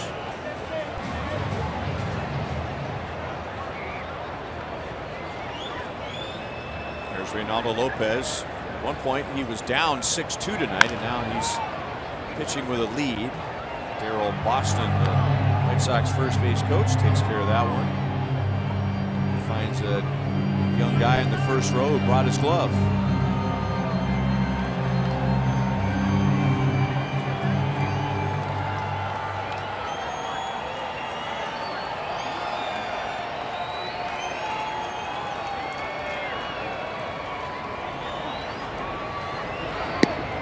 Full count.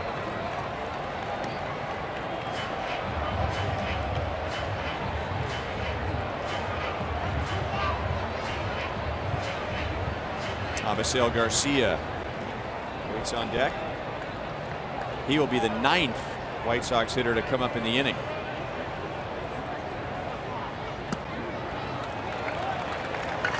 Cahill comes on. He gives up a double and a walk. And now Garcia with 2 on and 1 out.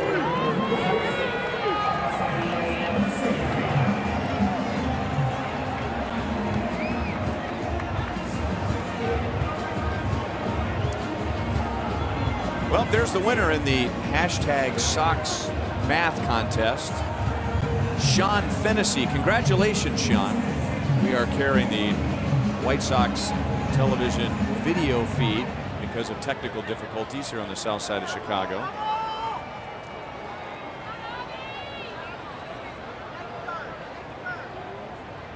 Abreu's at second. Delmonico's at first. Garcia has struck out, and he has flied to the wall in right field. And Cahill misses low, ball 1.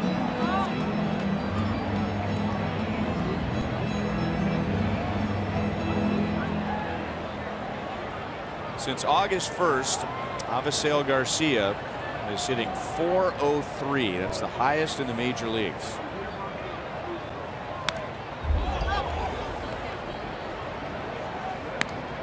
Talked about his size and his bat speed. Whoa, now. Yeah. That's Jason Benetti on the right. Just wait until we tell him that all of Kansas City and the Midwest saw him in orange sunglasses and something hanging out of his nose. Right. I guess that was supposed to be a mustache. But it's his real nose, so it wasn't like a little costume. He's a great guy, by the way. That guy right there is trying to figure out what that thing was hanging out of Jason's nose.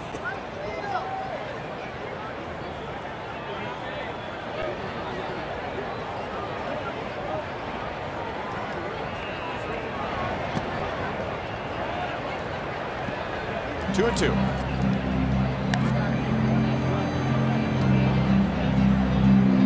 Ken Hawk Harrelson is the long time television voice of the White Sox. And last year, he cut his travel in half. Jason Benetti has been doing national basketball and football broadcasts for a long time. Minor league baseball. 3 balls, 2 strikes. He got the games that Hawk Harrelson was not doing, and then Hawk Harrelson announced this year that he's going to do about 25 games a year beginning next season. So Jason Benetti, who's just a terrific guy, great broadcaster, great sense of humor, will take over in that spot. Line to Merrifield and a double play. So the inning could have been a lot worse White Sox with a base running error, and the inning ends with the double play. But Davidson hits a 2-run home run. Moncada hits a 2-run home run. The White Sox get 5 and take a 7-6 lead.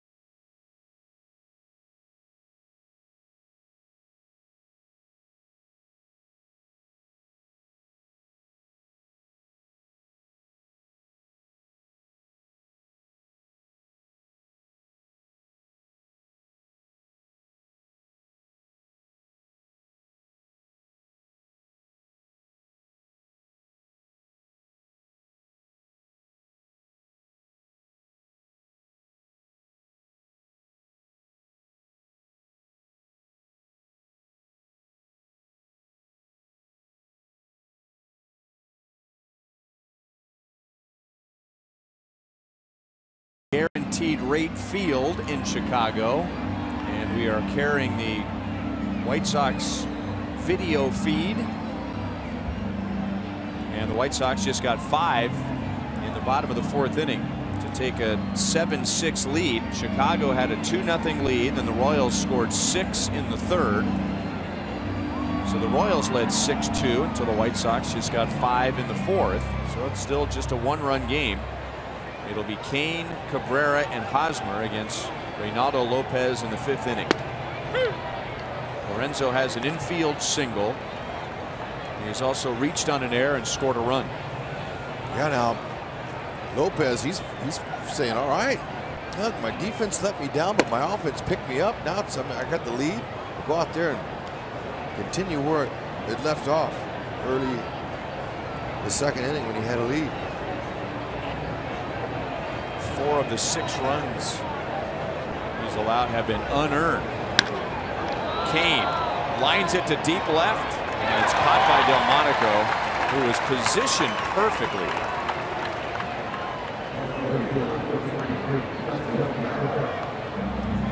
So just like we promised you earlier in the game, it's Sierra Santos. There you go. The White Sox television broadcast.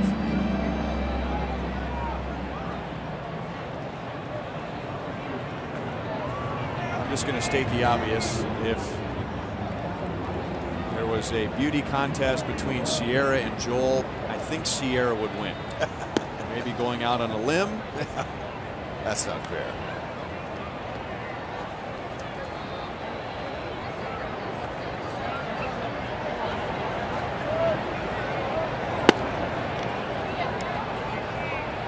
On Melky Cabrera. He drove in one of the 6 runs in the 3rd inning and scored another run. He is 1 for 2. And now he has a 2nd hit.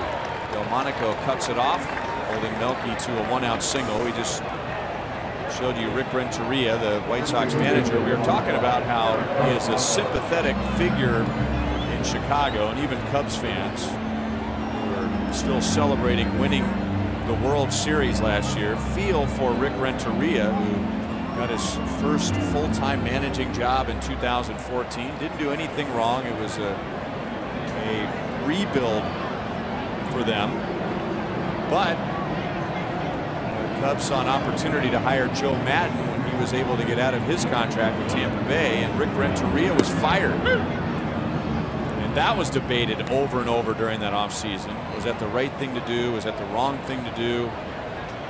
And when the Cubs won the World Series, they presented Rick Renteria with a World Series ring. I would not imagine he wears it very often, if at all, but it's a nice gesture. I don't know if it makes up for not getting an opportunity to see if he could have led the Cubs to a World Series championship. Yeah, but you know what, though? He understands. This is a business. He understands the game. Renteria's been around a long time as a player. Excellent coach, and then now manager. Obviously, highly regarded, well thought of. Good for him to come across town here and land with the Sox. Sanchez is out from third and makes the play. Eric Hosmer's 1 for 3. He drove in a couple of runs in that 6-run third. 2 down.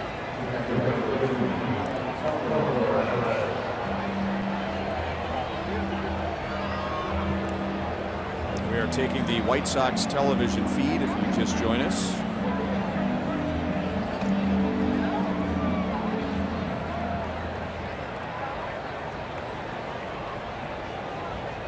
And now Salvador Perez, who is 1 for 2 with an infield single.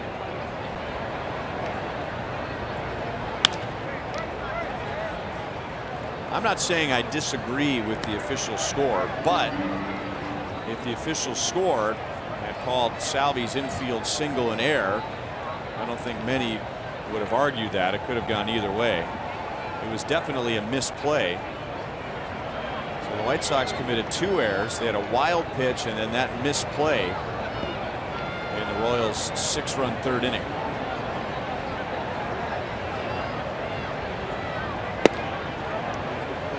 Well, you know, you're talking about the backhand play. Backhand play, it's not a routine play always, but you know, at this level, you're used to seeing those plays made 10 out of 10 times. So Bob Rosenberg asked me what I thought. I said, well, the first one certainly was a tough one, that sinking liner on the line drive there. You know, I understand that one. That one's your call. So he made the call he felt was right.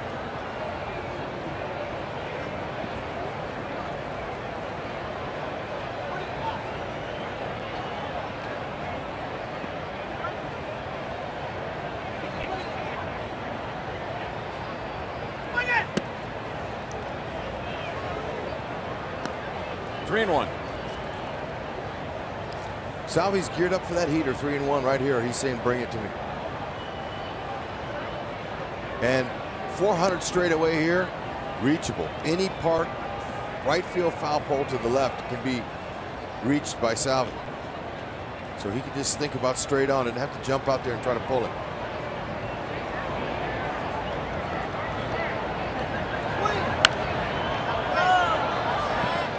Try to stay back on a changeup, and he fouled it away. Right idea. Lopez pitching backwards there. 3-1, expecting a heater, but through the changeup, trying to keep him off balance. It worked.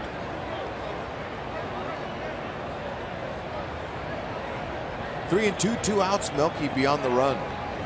Might be able to score him with a gap.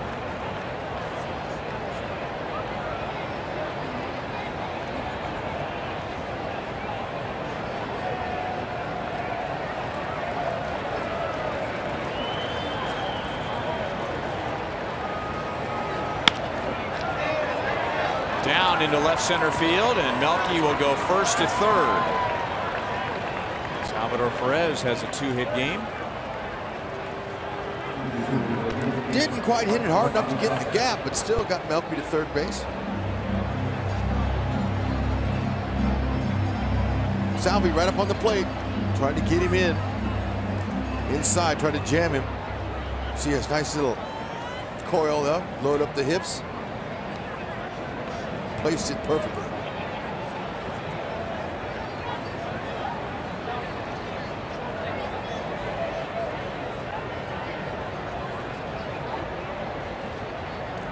And now Mike Moustakas, he is 0 for 2, including grounding into a double play in the 3rd inning. That did produce a run.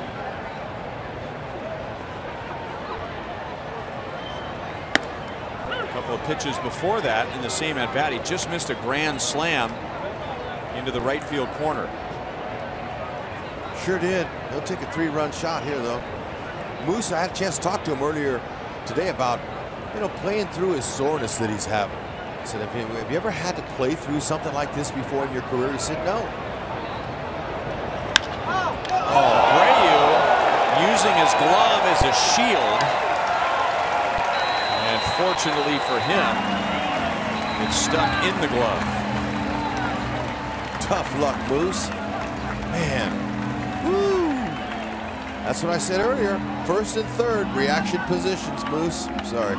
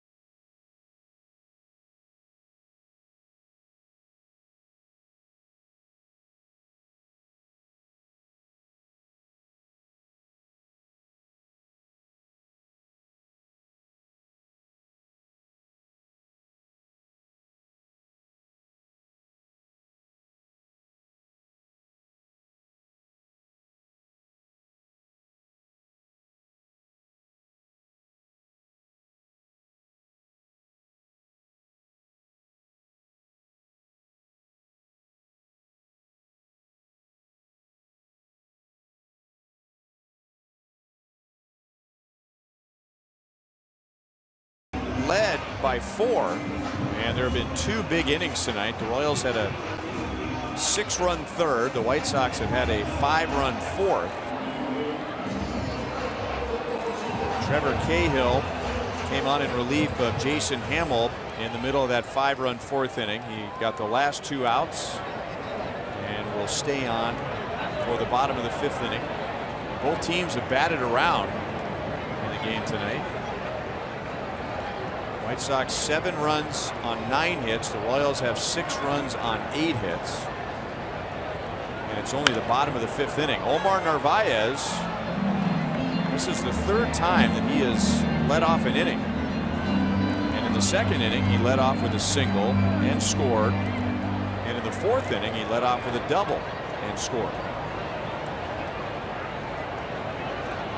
You're talking about his on-base percentage lately. Yeah. Getting on base. Right. He's hot. And that's what you do. You just ride it out. But it just seems to be, when you're on a roll like that, the confidence is up. You're seeing the ball well out of the pitcher's hand, no matter who it is. And it only lasts for a certain amount of time. Then it goes away. If hitters could figure that out, believe me, they would. And the ones who have are making a lot of money. No question. And those are the Hall of Famers. I remember, I think I shared this with you before. My grandpa was a sharpshooter, target shooter, skeet shooter. He was a champion. And he talked to me whenever I'd come through to see him. He lived in Texas. He talked to me about, do you ever have a 4-for-4 game or a week, a period of time where everything was locked in? And then he went to biorhythms. He goes, well, your biorhythms were all lined up right. And I went, oh, okay. But he believed in that. Just part of a time that you're in a zone. Everything's locked in, and then it leaves. It comes back again. Well, I think Narvaez's biorhythms are doing quite well. Yeah, they are. He's locked in. Now, here's Kamka's swap meet as Ned Yost comes out to get Trevor Cahill.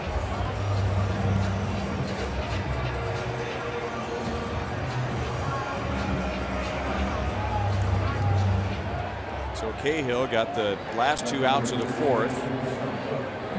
And now Peter Moylan with a brand new mustache takes over.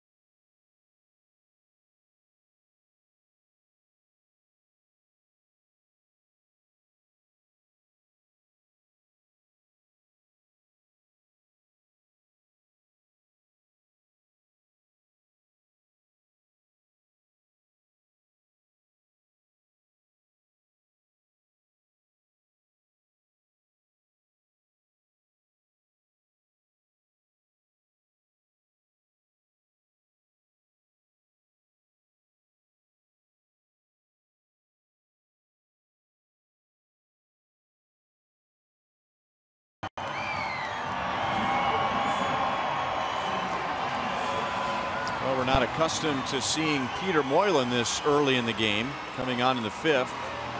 But it's an important game. The Royals are running out of time. And so Ned Yost is trying to keep this a 1-run game. 7-6 Chicago with a runner at first and nobody out in the 5th inning. Moylan is tied for the big league lead with now 75 appearances. And he has now inherited his 61st runner of the season. That is the most among major league relievers. Beat sinker slider. That's what he likes to start hitters off with, that sinker right there. Now, that didn't sink all that much. It's in the middle. The slider's the pitch that breaks away from the righty. And he likes to induce ground ball double plays. That's one of the reasons why Ned brought him in. He's induced 5 this year.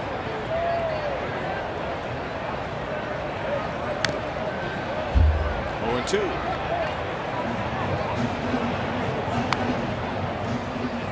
Velocity, you know, enough. 90, 91 to set up the slider. That's just what you want. You have a 2-pitch mix like that, you got to have one pitch that sets up the other.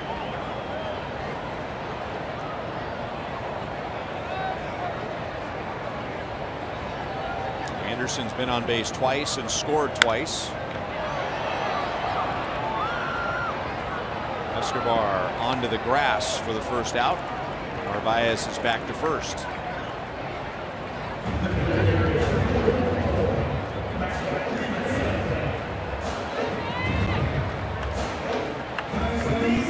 Oh, there you go. Comparing Tim Raines to Kenny Lofton. Kenny Lofton with a Dodger hat on. I don't know if those people remember him as a Dodger. I don't remember. You mean as a Cleveland Indian? Yeah. At the end of his career, he bounced around several teams, but put himself on the map as a member of the Cleveland Indians. He was more of a college basketball player at Arizona. Drafted by the Astros just as an athlete, and turned himself into an all-star caliber player. Baseball players, they're some of the premium athletes in the world, no doubt. We all know about Lorenzo Cain's story. You know, he started baseball late in his high school days. He's one of the best center fielders in baseball because he's an athlete. 1-2 on Davidson. He was in a deep slump when the game started, but a slump no longer. He has an RBI double and a 2-run home run. Peter Moylan's going to get on his Harley and drive back to the hotel after the game tonight. Got some handlebars, doesn't he? 2-2. I've noticed today in the dugout, a lot of the bullpen guys are having a little bit of facial hair, a little bit of mustaches. Those who can grow them and sideburns.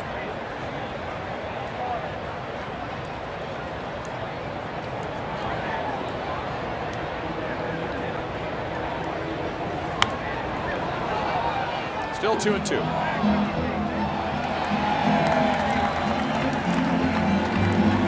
Did you ever grow a mustache? A mustache? Yeah. I never grew a mustache, but I've had a beard in the off season, and before I shaved it off, I shaved it down to a mustache for 5 minutes just to see how bad it looked, and then I shaved the mustache off. Oh, well, I can't grow one either. Well, I can grow one. I just choose not to grow one. I have summer hair. Summer here, summer there. And it's, you know, light colors. So it just kind of looks not right. So I'm with you.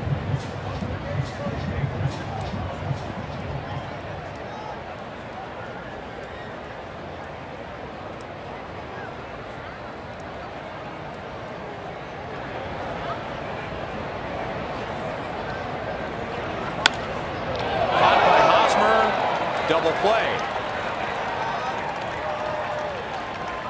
So Moylan comes on. He faces 2 and gets 3 outs. Beautiful.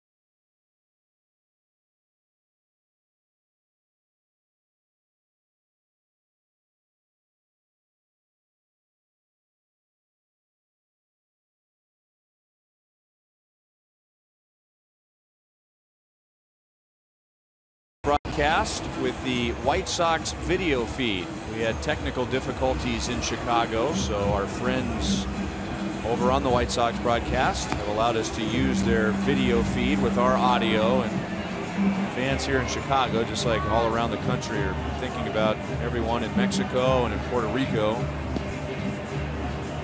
have been hit by the recent Hurricane Maria. Man, that's really something. You know, a lot of Puerto Ricans in the league too. You know, no power on the entire island. Yeah, imagine that. Your family back there. The earthquake in Mexico, the hurricane in Puerto Rico, but lots of prayers are with those folks, man. Natural tragedies are something. Man.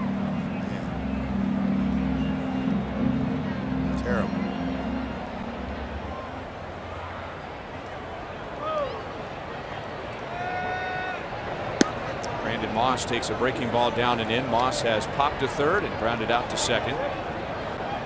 Royals scored all 6 of their runs in the 3rd inning, and they led 6-2. Into the right field corner and back into the 3rd row. Sounded like he hit that off the end of his bat. We all know if Moss, if he squares one up, it ain't coming back. Lopez, he's hanging in there. 23 years young, 6'1", 210. He's got a nice future ahead of him.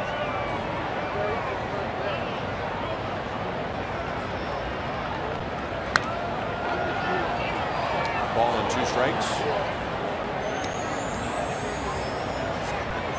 Lopez came over from the Nationals during the offseason in the trade that sent Adam Eaton to Washington, and we'll see the other pitcher that came in that trade, Lucas Giolito, on Sunday. Adam Engel is back and has just enough room. 1 down. Yeah, we were talking about the carry. Brandon and I today in the dugout, and he was saying, you know, this is going to be a good night. And I just know the ball's going to be carrying.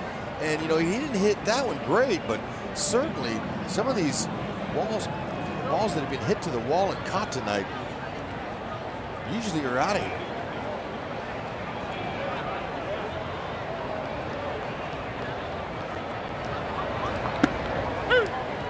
Escobar takes a strike. His line drive carried over the wall in left field in the 3rd inning.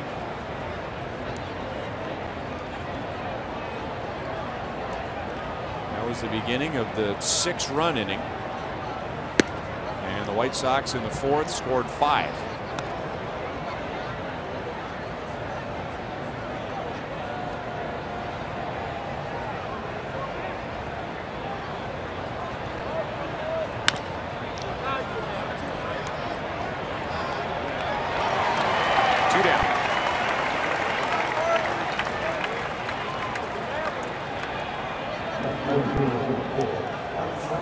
Like at Kauffman Stadium, they have family theme days here on Sundays, and we have one more family fun day Sunday. It'll be the last game of the regular season, October 1st, against the Arizona Diamondbacks. Royals have 3 games here, then the makeup game in New York on Monday afternoon, and then beginning on Tuesday, 3 games with the Tigers. Tuesday of next week, 3 games with the Tigers, and then 3 games with the Diamondbacks.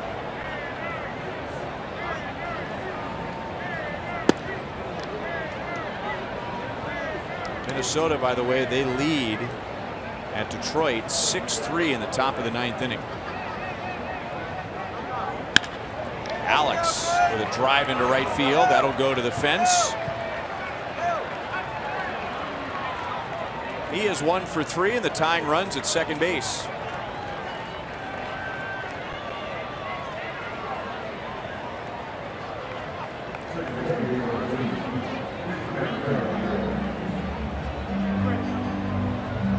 Changeup that just stayed up there in the middle, and he attacked it. Alex picking up his 20th double.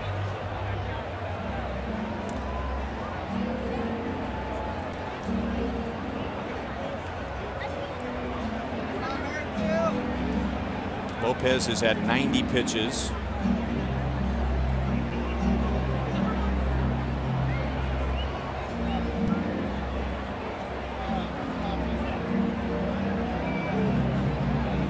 The 6 runs he gave up in the 3rd, 4 of those were unearned, so he is mostly pitched well tonight. A lot of that inning wasn't his fault. Narvaez has a problem with a finger on his left hand.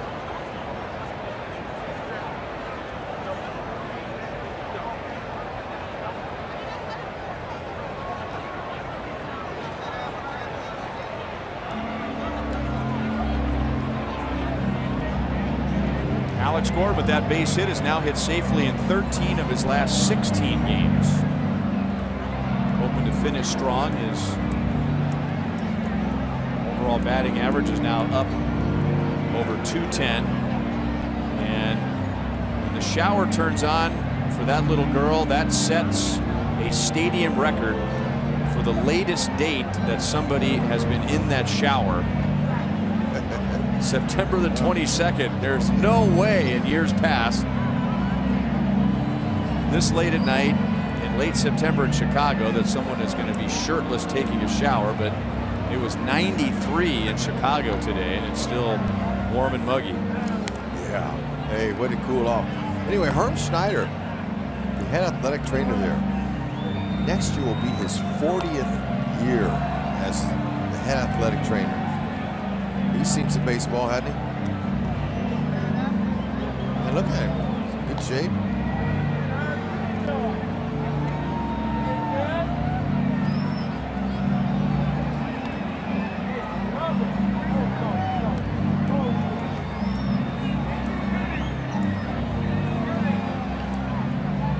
I think he's done that once or twice.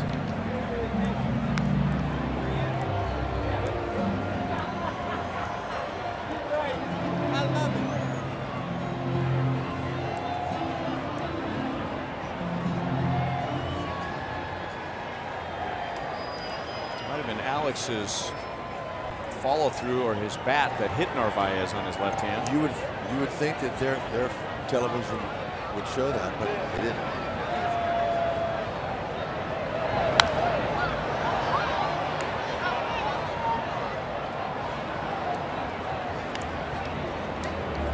Oh, and 1 on Witt. He is 1 for 3. He executed a hit and run with Gordon running in the 3rd inning. Came around to score. He singled.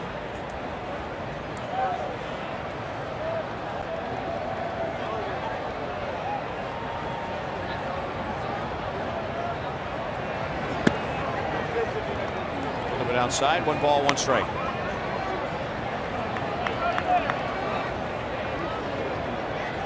And Yost at one point saw his team lead 6-2. Now they're down 7-6. Plenty of time to go.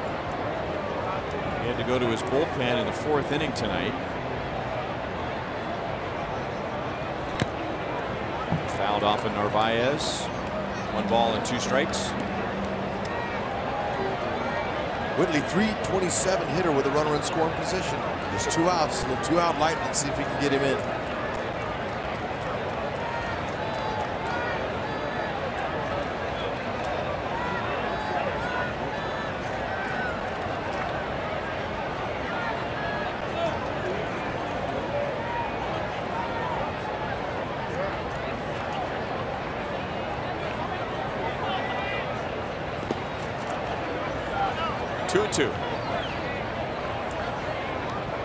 Excellent block there by Narvaez.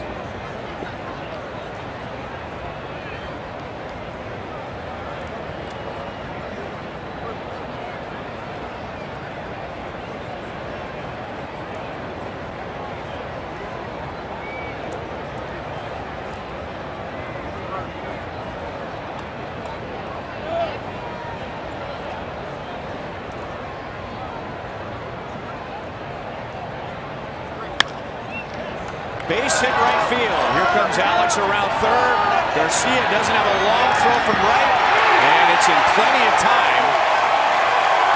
The Royals may want to take another look at it. Narvaez blocked the plate. The question is whether the throw led him to home plate. But he clearly got in between Alex and home plate. He's got a great arm. I'm not so sure. Just should have sent him, but it looked like he was blocking.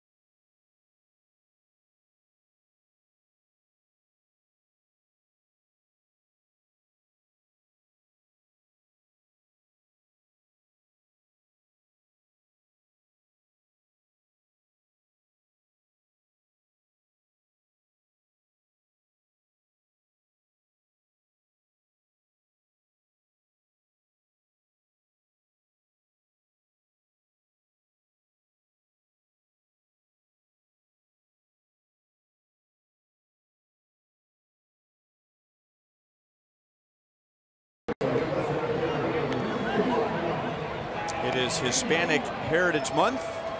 And share how you put an accent on the game at hashtag Ponle Acento. And we thank the White Sox television broadcast for sharing their video feed with us because of technical difficulties. Drew Butera takes over behind the plate for Salvador Perez.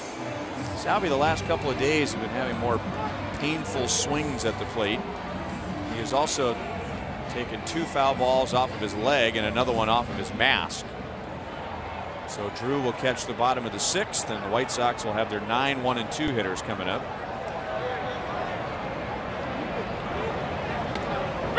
Pedro Grifol and Ned Yost have done a good job of monitoring Salvi, and and Pedro Grifol, he's the catcher's instructor, and he checks on the catchers each day. Tester here. No. Just barely. Engel, he's got such great speed when he checks his swing and his little infield dribbler like that. It's going to be close to first base. Escobar knows who's running. It's close. They might want to replay. I don't know. Look at Escobar. He's got to get rid of it. Looks like he got it. But they want to replay it. Let's see. There you go. He's digging for that base hit.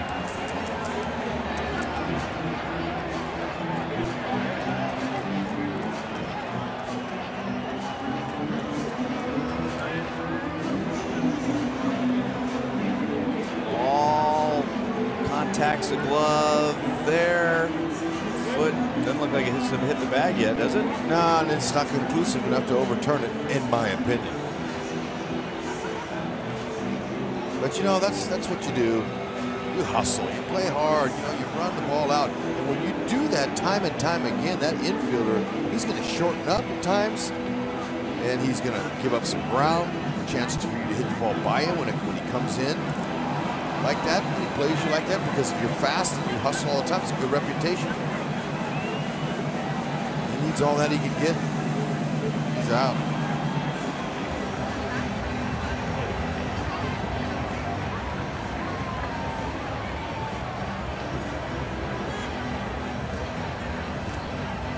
The call stands.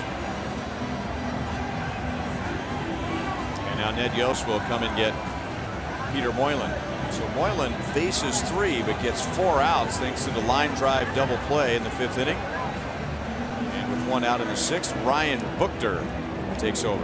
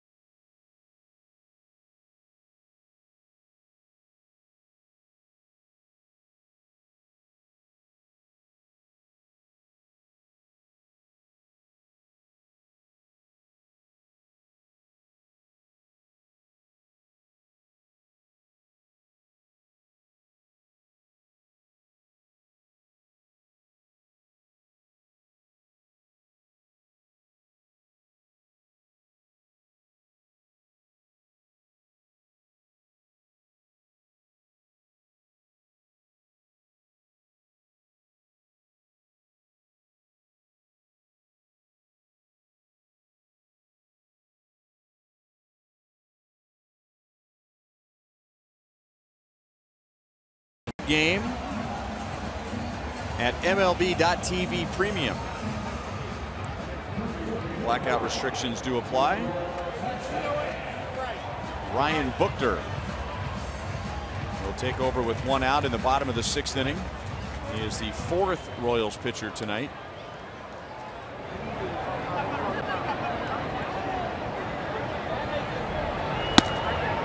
Sanchez chases a pitch up and out of the strike zone. No balls and 1 strike. Booker, strong. Low to mid 90s with that fastball, cutter, slider. That's all he throws. Comes right at hitters.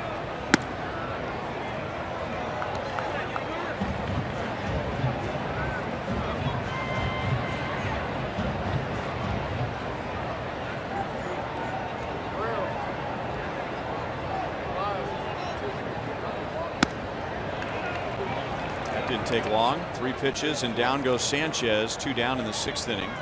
We just received word that Salvador Perez came out because of soreness in his jaw after taking a foul tip in the 4th inning. So taken out for precautionary reasons.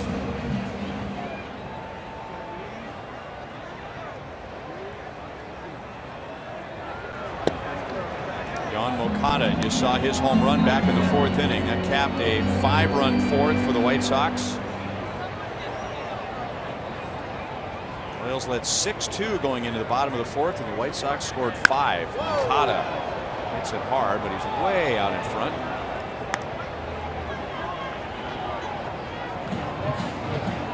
Tonight from the White Sox, we have seen both their potential, some of the good defensive plays they made, some of the big hits they've gotten, and we've seen their youth and lack of experience with the misplays and the errors, which helped lead to 4 unearned runs in the 3rd. Yeah, they definitely had a messy inning there, but it ended up being a pretty good ball game here. Notice how Drew Butera, you've seen Salvi do it. He took his glove hand behind the batter and right before Booker threw the pitch, he let Moose know they're going to come inside. So Moose took a couple steps down the left field line, closer to the line.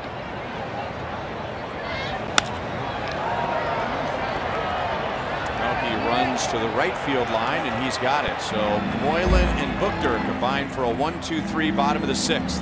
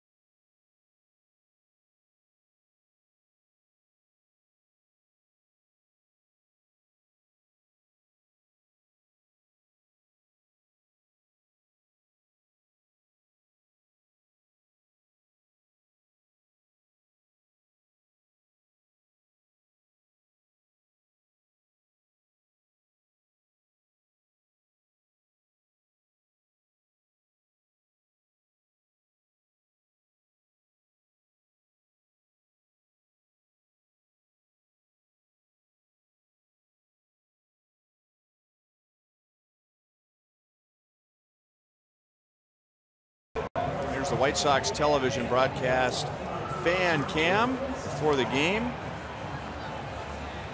Autographs, White Sox players mingling with the fans, the flag of Mexico, as many people have that country on their minds after that huge earthquake. But for the most part, everyone's having a good time tonight on a warm Friday night with record high temperatures, 20 degrees higher than normal. And pretty impressive that Reynaldo Lopez is still in there after giving up 6 in the 3rd inning. Even though 4 of the runs were unearned, he still gave up 5 hits. It's not like he is totally blameless, but he is not allowed to run in any of the other 5 innings, and now he'll try and go 7 with Kane, Cabrera, and Hosmer coming up. Yep, they got him a good one.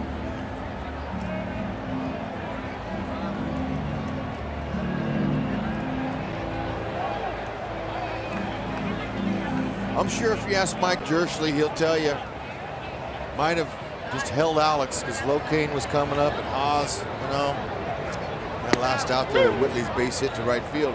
But you know, Avisail Garcia plays so shallow and he's got such a good arm. That's why it was no contest at home against Alex. Happens, but very rarely have we seen Mike Jerschley get a runner thrown out by that far. It might be the first time all year. He's only human. It's not easy coaching third base. Got a lot of responsibilities. Got to know all the outfielders' arms, where they're playing, the signs, obviously.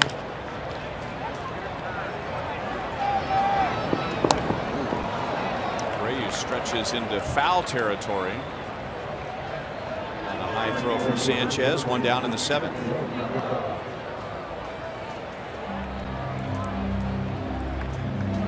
But in Jerschley's defense, whenever there's 2 outs, you want to try to score that run. I think Renteria's seen enough.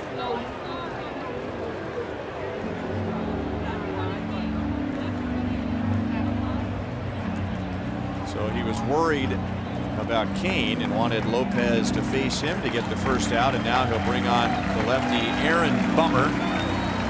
Melky Cabrera and Eric Hosmer coming up.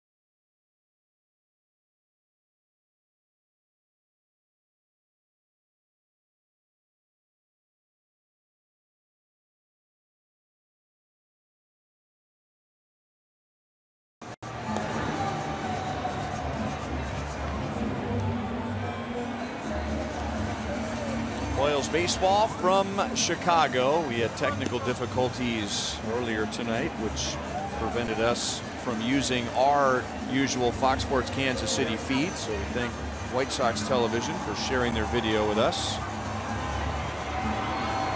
And it's Aaron Bummer, who was out of the University of Nebraska, coming on with 1 out in the top of the 7th inning.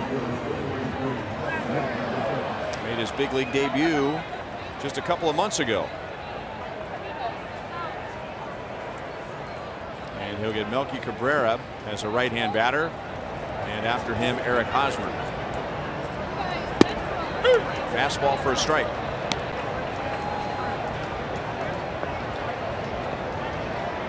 Melky has 2 hits along with a run scored and an RBI. Bummer's got a nice arm, 6'3", 200, 93 to 95, 96. Big slurvy type breaking ball.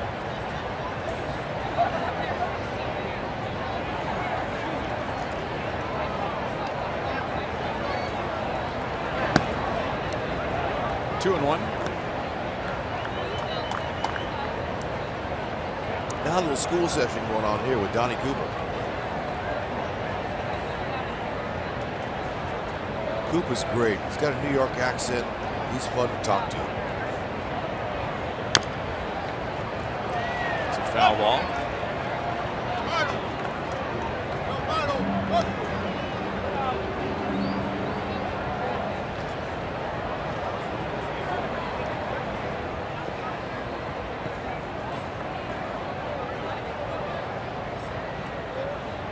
Well, when you have the worst record in the league, clearly there are a lot of deficiencies, but the White Sox have actually done a pretty good job of holding leads late this year. They have the fewest saves in the American League, but that has more to do with just not many save opportunities.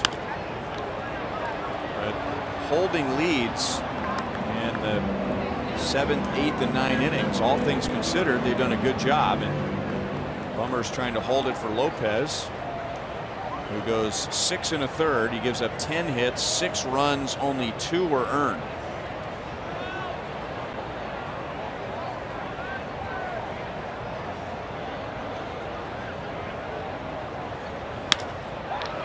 That is down for a base hit, and a 3-hit game for Melky Cabrera. The Royals have the tying run on with 1 out.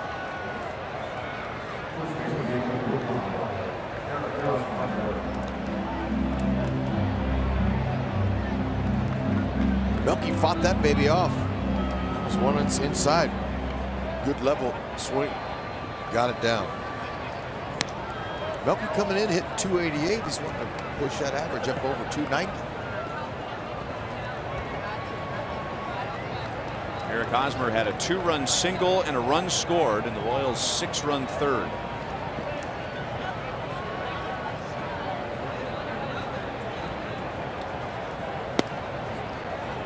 Outside from Bummer.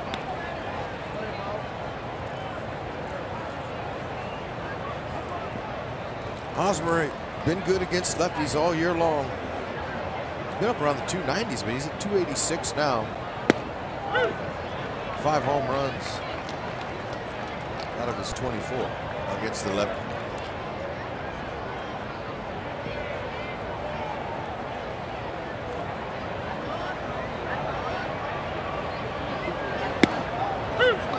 One and 2.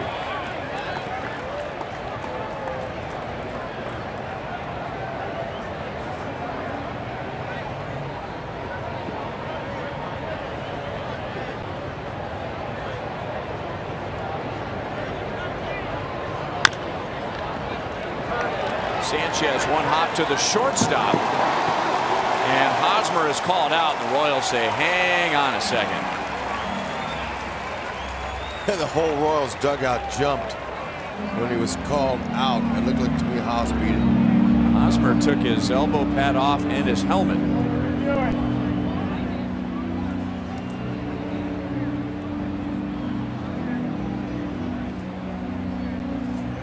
And the Royals will challenge. Not even close. Good hustle again. Ned's got his Royals playing hard. I like that. Go for it. This is a close game. They need this one.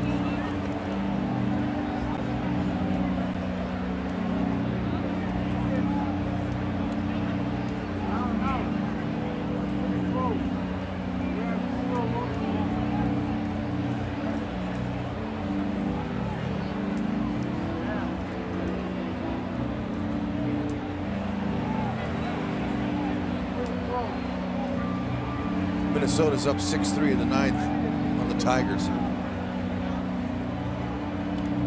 Houston's beating the Angels 3-0 in the 7th.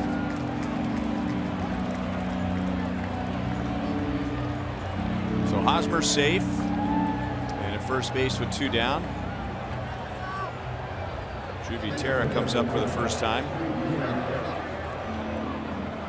He took over in the bottom of the 6th for Salvador Perez. Salvi was hit on the mask by a foul tip in the 4th inning and was taken out for precautionary reasons with soreness to his jaw. He'd also been hit on the knee and on the inside of the leg by foul balls earlier in the game.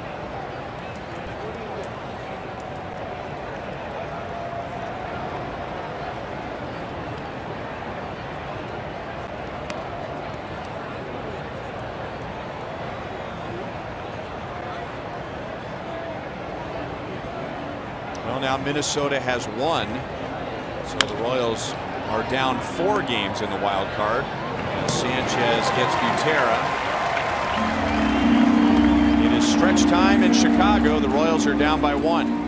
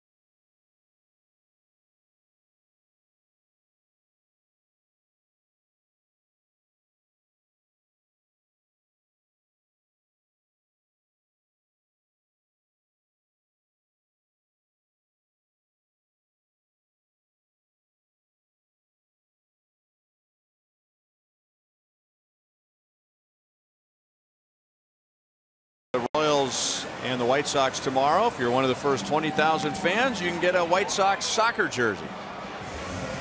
Why not? I don't want it particularly. When our visiting fans visit Kauffman Stadium, they get the promotional giveaway as well. That's right. All right.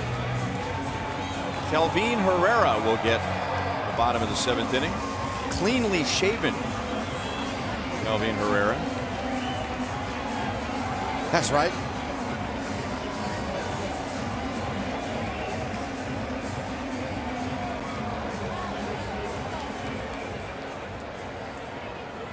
Herrera's ERA a little bit higher than he would like, 4.64. Does have 26 saves. Looks like he's kind of fallen out of that role for now until he can get his confidence back. Fastball, slider change. Slider to the big fella.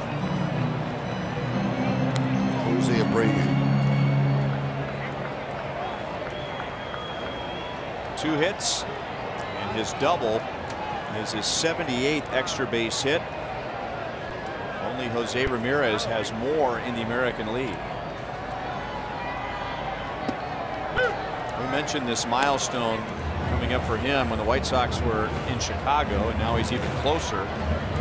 With 2 more RBIs, Jose Abreu will become the 3rd player in Major League history to begin a career with 25 home runs and 100 RBIs in 4 straight seasons. Just the 3rd. The other 2, Joe DiMaggio and Albert Pujols. I've always felt like Abreu looks like Pujols at the plate. He has a lot of the same mannerisms. Yep. Stance is somewhat similar.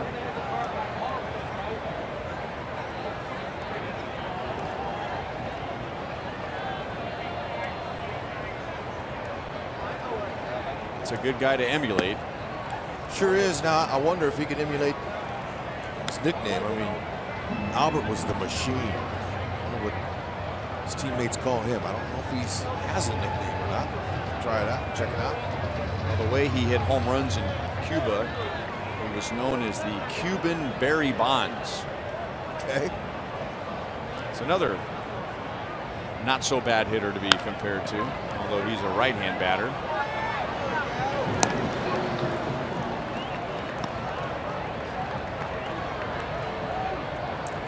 All right, here's our trivia question for tonight. Who was the first Royal to strike out against Steve Stone? I saw Freddie Patek on one of their earlier answers they had. I'm going to go with Lou Piniella.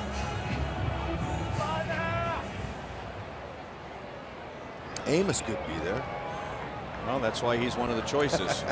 Also could be Freddie Patek. I don't know. But it is not Al Cowens.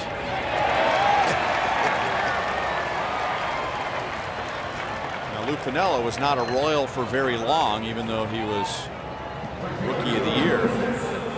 And a lot of people would forget that he was a one-time Royal. But you're right, it could have been Amos Otis, and it was. I had a feeling it could have been him. But you said Lou Piniella. But I like Freddie Patek too, but that's why all three of them are on. That's right. Freddie's a good man. Lou's a good man. I miss him. Hey now. But not Amos Otis? He's not a good man? I don't know him. Okay. No, I'd like to meet him sometime. Nice man. Okay. Don't do it. And when he struck out Amos Otis, Amos gave Steve a basket of fries and some chicken fingers, which he's held on to all these years. I don't know if I'd want to get close to those, but oof. Looked like there was some jalapenos on there too.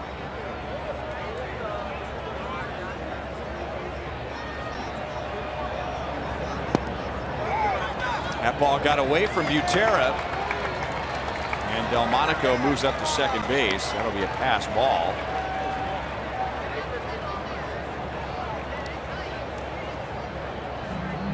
So a slider, and Herrera having those problems lately with his wrist or his forearm, has not been throwing as many sliders and changeups, mostly fastballs. And that was a pretty good one. He got a swing and a miss, and the runner advanced.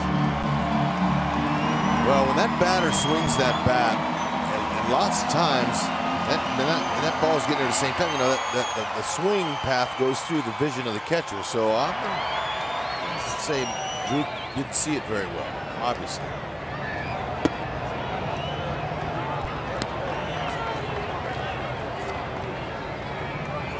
Garcia has struck out. He has flied to the wall in right field, and he has lined into a double play. So he's 0 for 3, but he's hit the ball hard twice.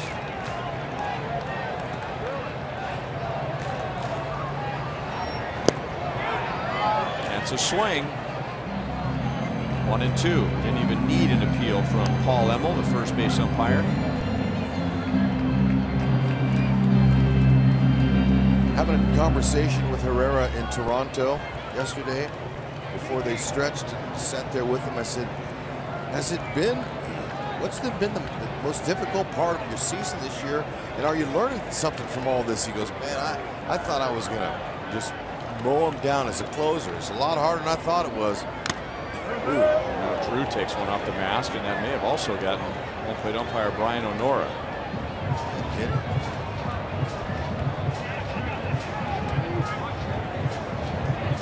Anyway, Herrera said that he thought that he was going to be able to incorporate the things that he learned, mask and knee.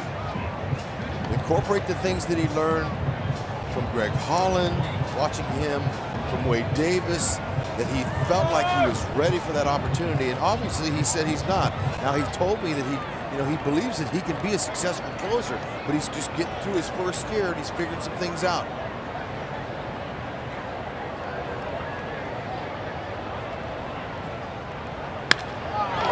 Drilled to center field, but Kane is there.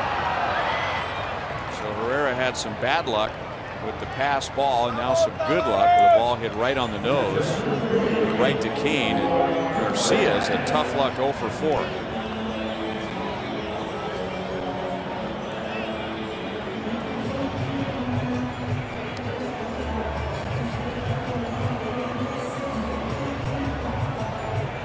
And now Omar Narvaez is working on a perfect night at the plate. This is the first time he's come up where he wasn't leading off an inning. He led off the second with a single and scored. He led off the fourth with a double and scored. And he led off the fifth with a walk.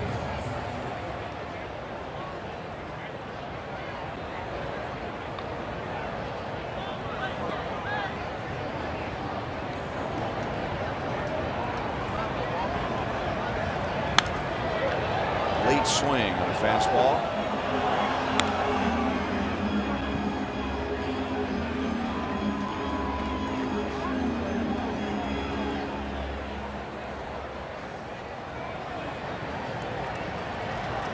Delmonico is the runner at second base with 2 outs.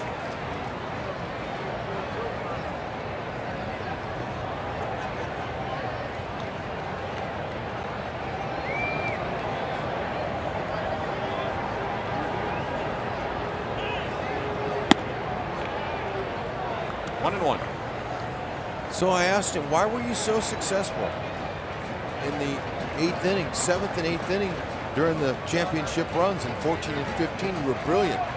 He says, because I was comfortable in my role and I knew that I was trying to help my team and get to our closer, get to the back end guys. And it was confidence. And we use that word confidence a lot because that's the extra man you take out here at this level.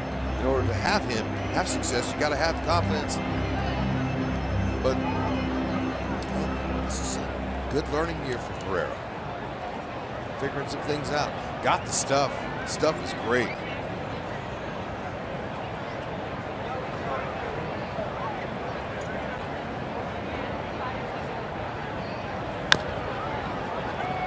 Two and two.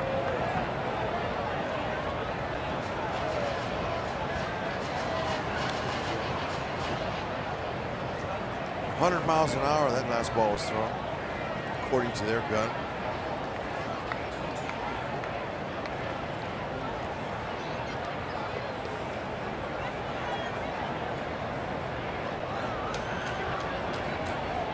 Not wearing the sleeves tonight. But you know, another little sleeve he puts on his right arm. He told me it's to keep the sweat from running down onto his hand. But tonight's the night you need it. It's hot out there. When we saw Junis in the dugout in Toronto, he was adjusting his sleeve that he had. That's what I asked him about the sleeves. He said, Herrera said that it keeps the sweat from running down your arm. I thought it had to do something, you know, keeping the arm tight and warm.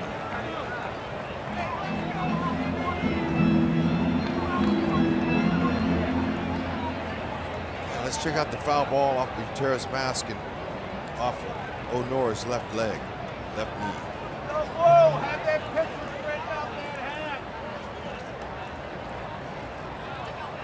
Now they're going to have a little chat. I just got a text message from Kurt Nelson of the Royals Hall of Fame, director of the Royals Hall of Fame. We were talking about the White Sox trivia question tonight. Who was the first Royal that Steve Stone ever struck out? And Kurt confirmed that Steve Stone did strike out Amos Otis in 1973 at Comiskey. But Amos Otis also singled off of Steve Stone and was 4 for 6 in that game. And the Royals won 12-5. So take that. Hey, we'll have to write those numbers down. I'm going to go over there and mess with him. There you go. Yeah. He struck him out, but he's hardly stopped Amos Otis. What was he, 4 for 6? 4 for 6. Wow. And the Royals won 12-5. The designated hitter in that game for the White Sox was Tony Musier, eventually become Royals manager. Thanks for that, Kurt. Yeah, nice to have Kurt, huh? Love it. Thank you for helping us with the history of the Royals. Especially me.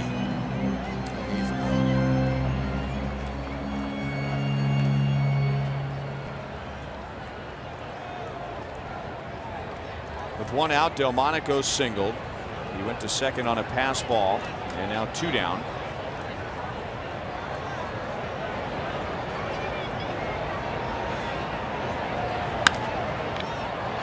Still 3-2.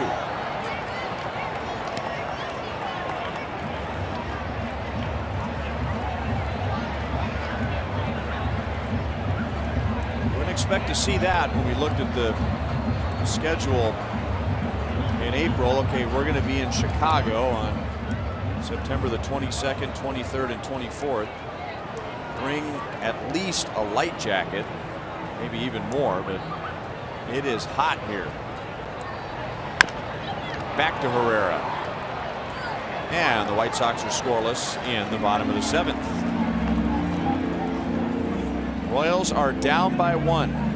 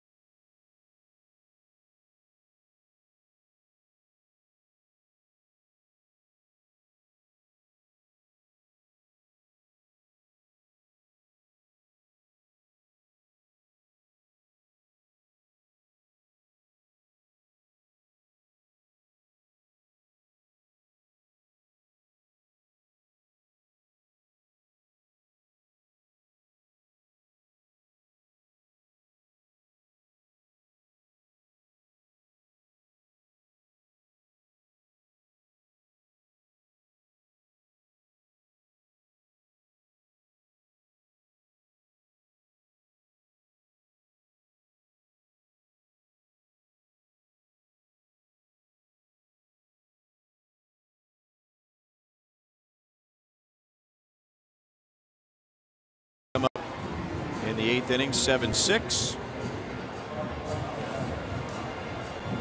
E-Click Lending. HUD, your thoughts? Still out of my league, but pretty busy. Thinking about buying a house in Illinois? No, I'm not. We encourage you to patronize the sponsor from our friends over at White Sox TV. But only if you're buying a house in Illinois. Yeah. Is that Bryce Harper? What's he doing here? No. Now, is she conscious? Okay, good. That's a way to do it right there. Take your shirt off. Sit in mom's lap. Yeah, he's got the phone, though. Hopefully they're far enough away from the playing field that foul ball won't reach him.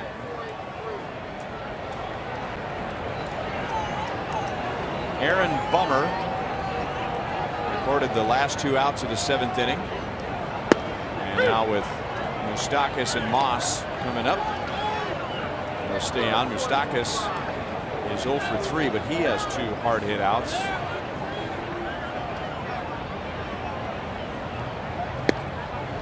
That right there, sweet little girl in a dress enjoying the game. But she is the reason why many fans, even the players don't even want their families to be sitting behind the dugouts. With this renewed discussion about extending the nettings down the lines. You played in Japan a long time ago, over 20 years ago, and they have netting from home plate all the way to the foul pole. Pole to pole, and that was in '93. And they took care of their fans. And even the ushers, when the ball was fouled up over the netting, they had a whistle. They'd blow the whistle. You know, I mean, I remember being out there at second base going, what's the whistle? Oh, I see. So they're letting the folks know that are eating their sushi or whatever they're doing. They can look up. They know a ball's coming in. I mean, I'm thinking that's genius. Let it go.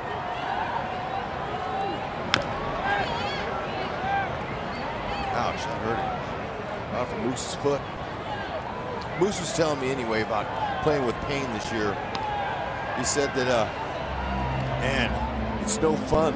I got to come to the ballpark at 12 o'clock every single day for a 7 o'clock game. He goes, I got to get treatment. I got to get in line, you know, with the other guys and try to fit right in. And he says, it's not easy.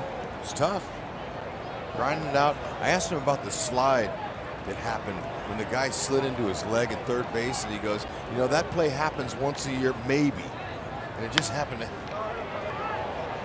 get in there. Anderson showing off his speed and athleticism. That's the shortstop who is over on the right side of second base. 1 out. Yeah, you know, when you have speed, you can run those balls down that float in the air. Anyway, that sliding runner in Cleveland, Abraham Almonte. yeah, really hurt Moose's leg. I mean, that hurt. I mean, that pain went, just sent pain waves all through my body. So he's learning. They all are. Obviously, one of the reasons why Moose's home runs have declined, here in September. He was so good all year on his front side, and it's that right leg that's bothering him. You don't have your legs underneath you as a hitter, you're going to have issues.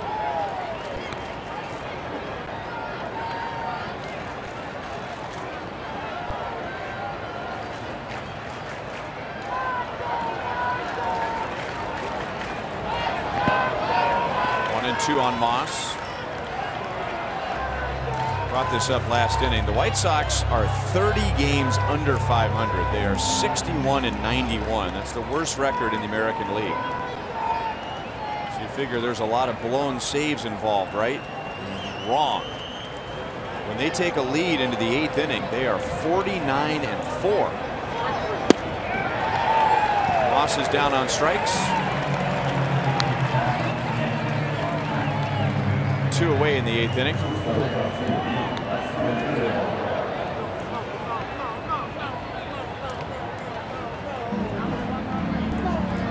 Good spot by Bummer, down and out of the zone. Nice depth to it.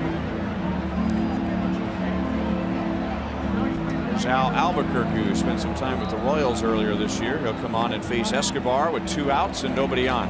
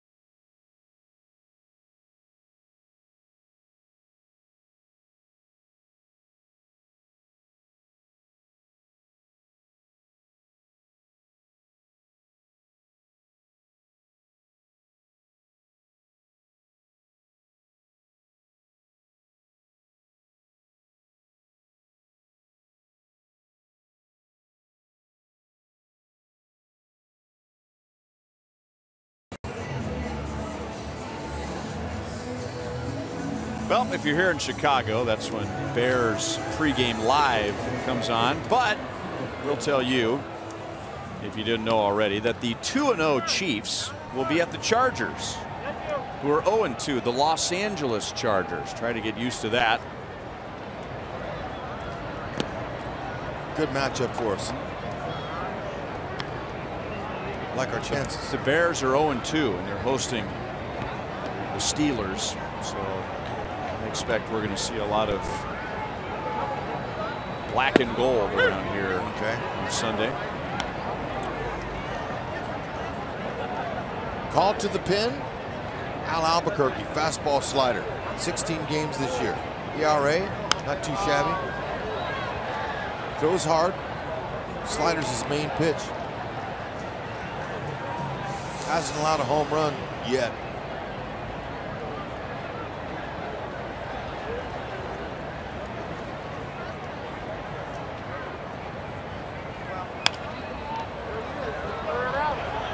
Albuquerque gets a pop-up.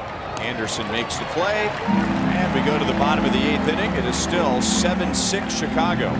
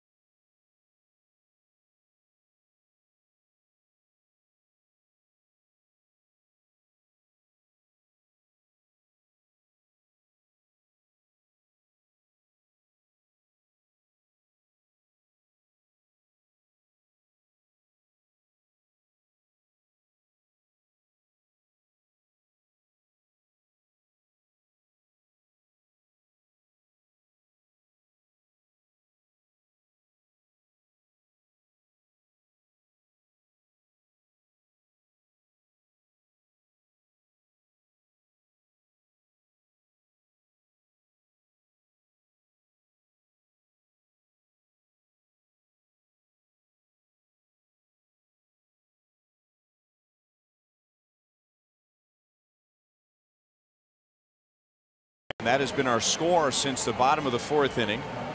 The White Sox scored 2 in the 2nd. The Royals scored 6 in the 3rd. So at one point had a 6-2 lead. But Chicago got 5 in the 4th inning. And nobody has scored since.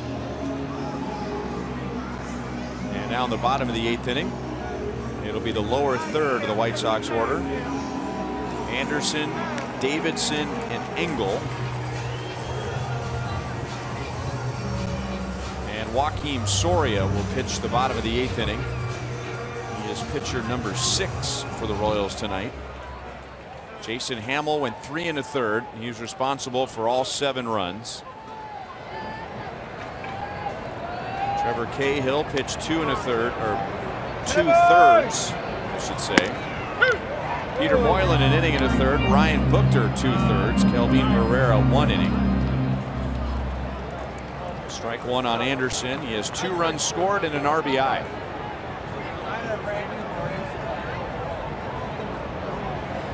Whoa! Ooh, there's that slow one. Fastball, slider, big curve. You just saw it. Change up, split finger. Jack looked good last night in Toronto. 1-2-3 inning. 8th inning last night. So Ned's trying to get his bullpen situated here for the last week and a half. Nice little run.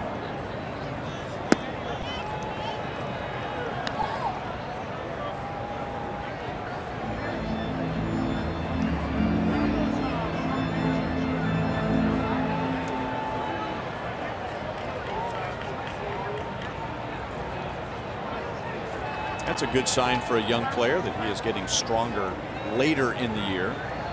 Sure is. I mean, that's a big characteristic to develop. That'll help him next year. Everyone wants to get off to a fast start. Make no mistake about that. But it doesn't always happen.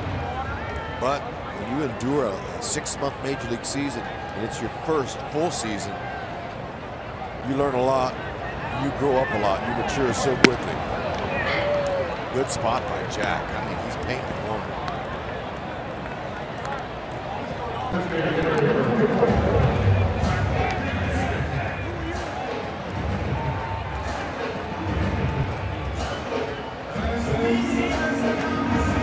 And now Matt Davidson, he was in the middle of that 5-run 4th inning. Is that a rally squirrel? I can't imagine what else it would be. Well, doesn't look like a groundhog. Look like a cat.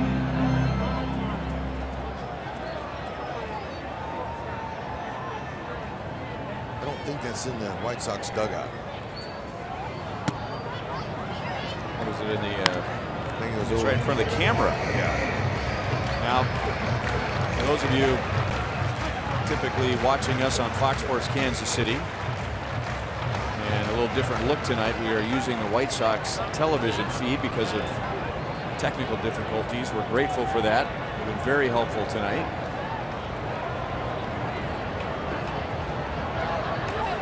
But I miss our guys.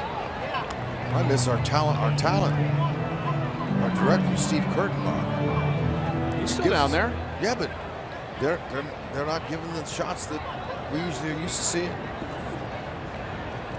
And it's okay. We're happy to watch the game, but we're just not used to some of these different angles, cameras, stats, and all that stuff. But I'll get over it. Especially what angles are you not used to? Well, there's been a few replays and things that I'm just not used to. That's just typical. You've never seen replays before? I have, but not from some certain angles I've seen. Okay.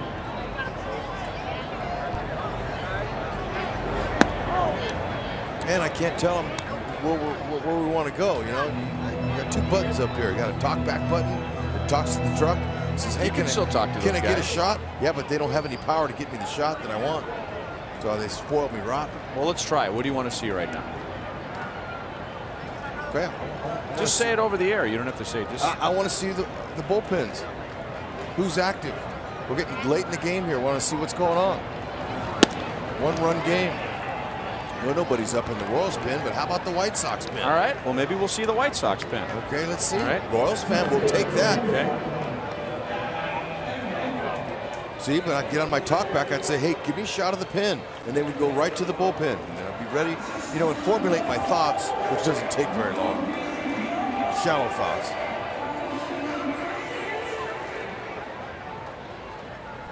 And then there's a cough button.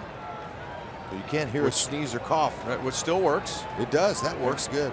But I miss our teammates. They're hoping that they can get the technical difficulties taken care of and get them back. It's been interesting.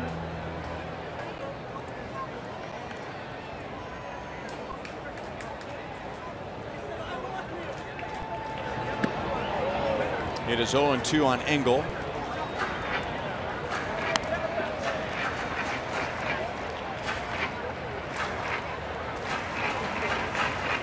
But a big there is somebody warming up out there. There is, but I just want to say thanks to our White Sox guys on TV. They have talent too, but just we're just not used to it. I'm not used to them, and we appreciate them letting us hang on. Angle into right center field, run down by Melky Cabrera. There's an angle you don't normally see. Hey, souvenir. Come on, let's get it back on the board now.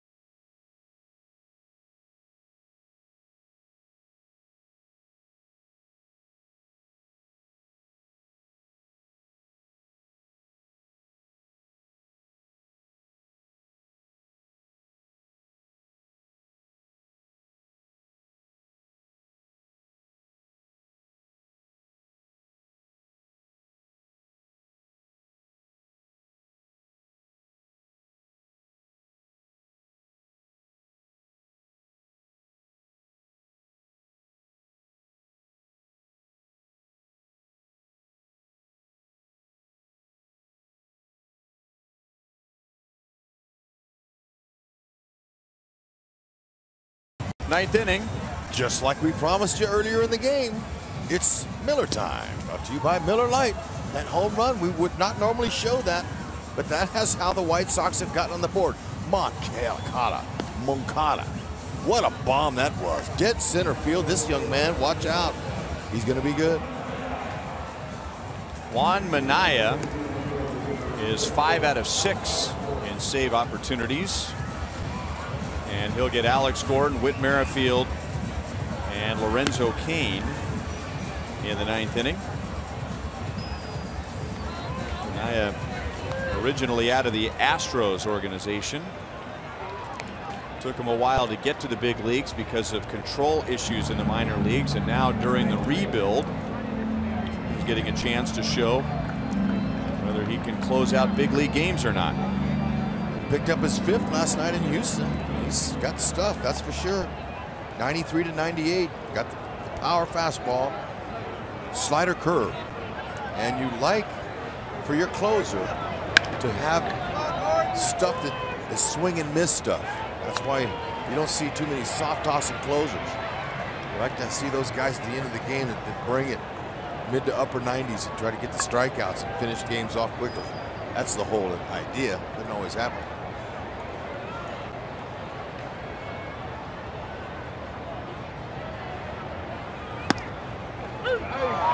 Delayed call and a strike by Brian O'Nora. And you usually see closers, their secondary pitches are pitches that are down. Sliders, splitters. Right, because you don't want late in the game to elevate and the hitter to take you deep. There are some, but most closers aren't change-up guys or curveball guys.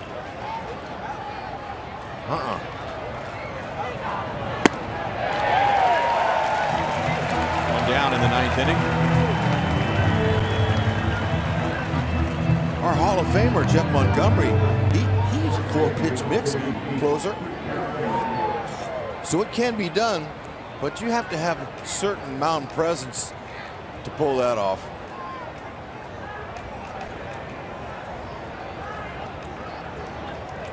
Speaking of Monty, we will not see he or Joel after the game tonight. There's a base hit into left field. Whit Merrifield has another 3-hit game. Because of our technical issues here in Chicago, we will not have Boulevard Royals live after the game.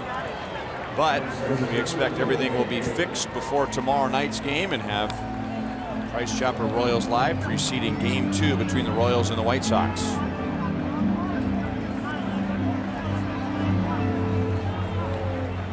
So tying run on with 1 out. And Lorenzo Cain at the plate, and we'll see if Whit tries to run on Manaea. Whit leads the league with 32 stolen bases. Get a jump and go.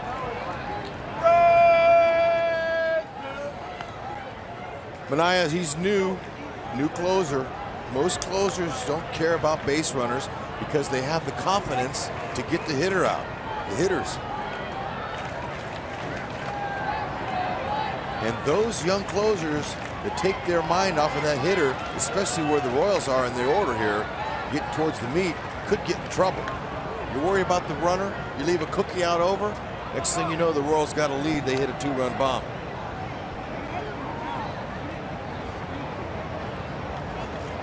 I'm not good at reading a crystal ball, I'm not a fortune teller, but that could happen. I think I like our chances here. Pick out a heater, drive it.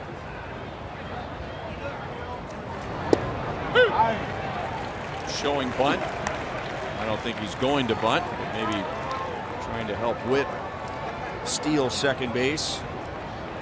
You're talking about sometimes a hitter's swing crosses right in front of the catcher's eyes and they don't get a chance to see the pitch very well, and some hitters will fake bunt to try and accomplish the same thing. It works.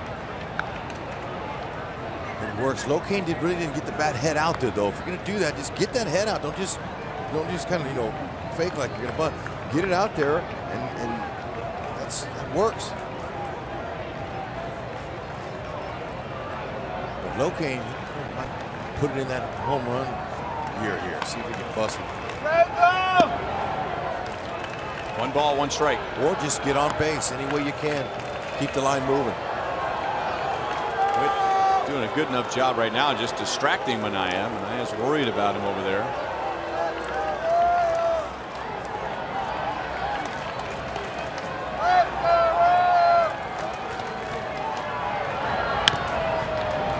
Foul, and it's 1-2.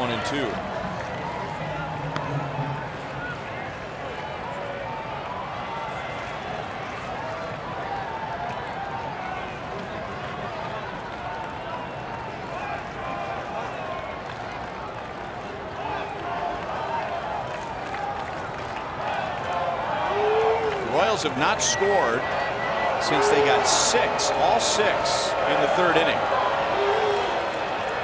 Crowd is booing because there's a Royals fan standing behind the first base dugout, leading the crowd into a "Let's Go Royals" chant. So the White Sox fans don't appreciate that. No, but I like it. Maybe he feels that swing coming right here. Oh, right on it. Good level hack. Narvaez, the catcher, he wanted that ball up like that. He wanted it up there. But you got to make sure to leave it up. Don't leave it down, because the hitter, he won't miss that most of the time. But that ball's just a little bit up out of his range.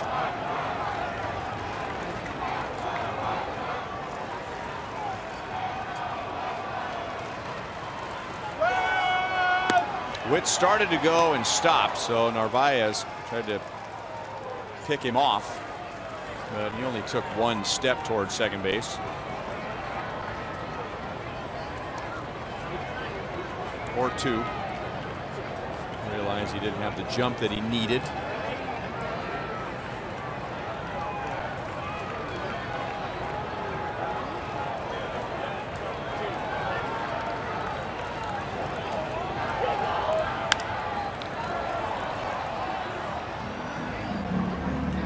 Still 2-2. You know, Witt, we've been talking so much about how much he's beefed up the past 2 years. 9 eggs a day. All that extra protein, he's put on weight, which has translated to a lot more power, but it hasn't affected his speed. You know, a lot of guys in a position like second base or shortstop, they muscle up and they're not the same defensively. But he told me today that, you know, he did make it a point to continue to work on his speed, even though he was getting bigger. And there he goes. The pitch is high, and Witt is under the tag for a stolen base. And the tying runs in scoring position with 1 out. Great job of being patient by Whitley, seeing a few moves from Minaya, getting a 12-foot lead. That is an excellent lead. That's where he got the bag. The throw was good by Narvaez. It's right where he wanted to put it, but look at that 12-foot lead. Hey, how about that little stat cast there?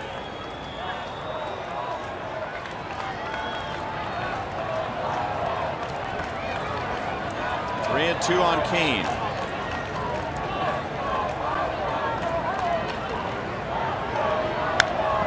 Another foul ball. Okay, we already know that right fielder Avisail Garcia can throw. Got his 10th outfield assist earlier. So, and he plays pretty shallow, although he's about average depth right now. He's got a good arm. Engel, center fielder, has 3 outfield assists. Delmonico in left has 1. Whitley have to get on his horse. That'll be out of play.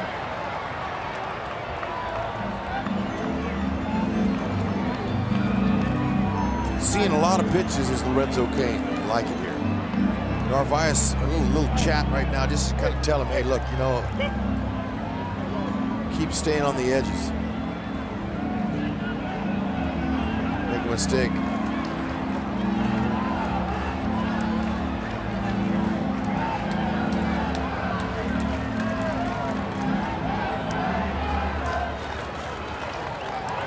The Let's Go Royals chant has resulted in a Let's Go White Sox chant.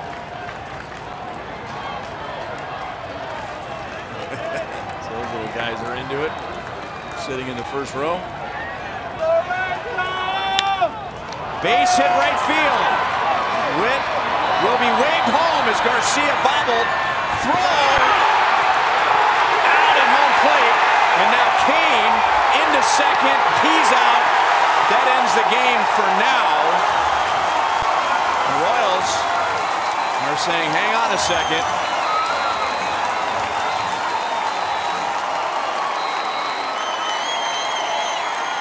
And the Royals are going to challenge. They're going to challenge the play at home plate. The White Sox are shaking hands behind the mound, thinking the game is over. On contact, Whitley hesitated. Garcia slipped. I don't know if Jershely would have sent him home. Did he get him back of his head there? I don't know if he got him. That's a tough angle there. But we know what another good, really good throw. Whitley's throwing his body out, trying to get out of the way and just swipe the tag. I don't know. Onora seemed like he was right on it. And Narvaez quickly heads up and threw it down there and got Kane with no problem. So best case scenario for the Royals here is the game is tied. And there are 2 outs. The crowd thinks that Witt was out.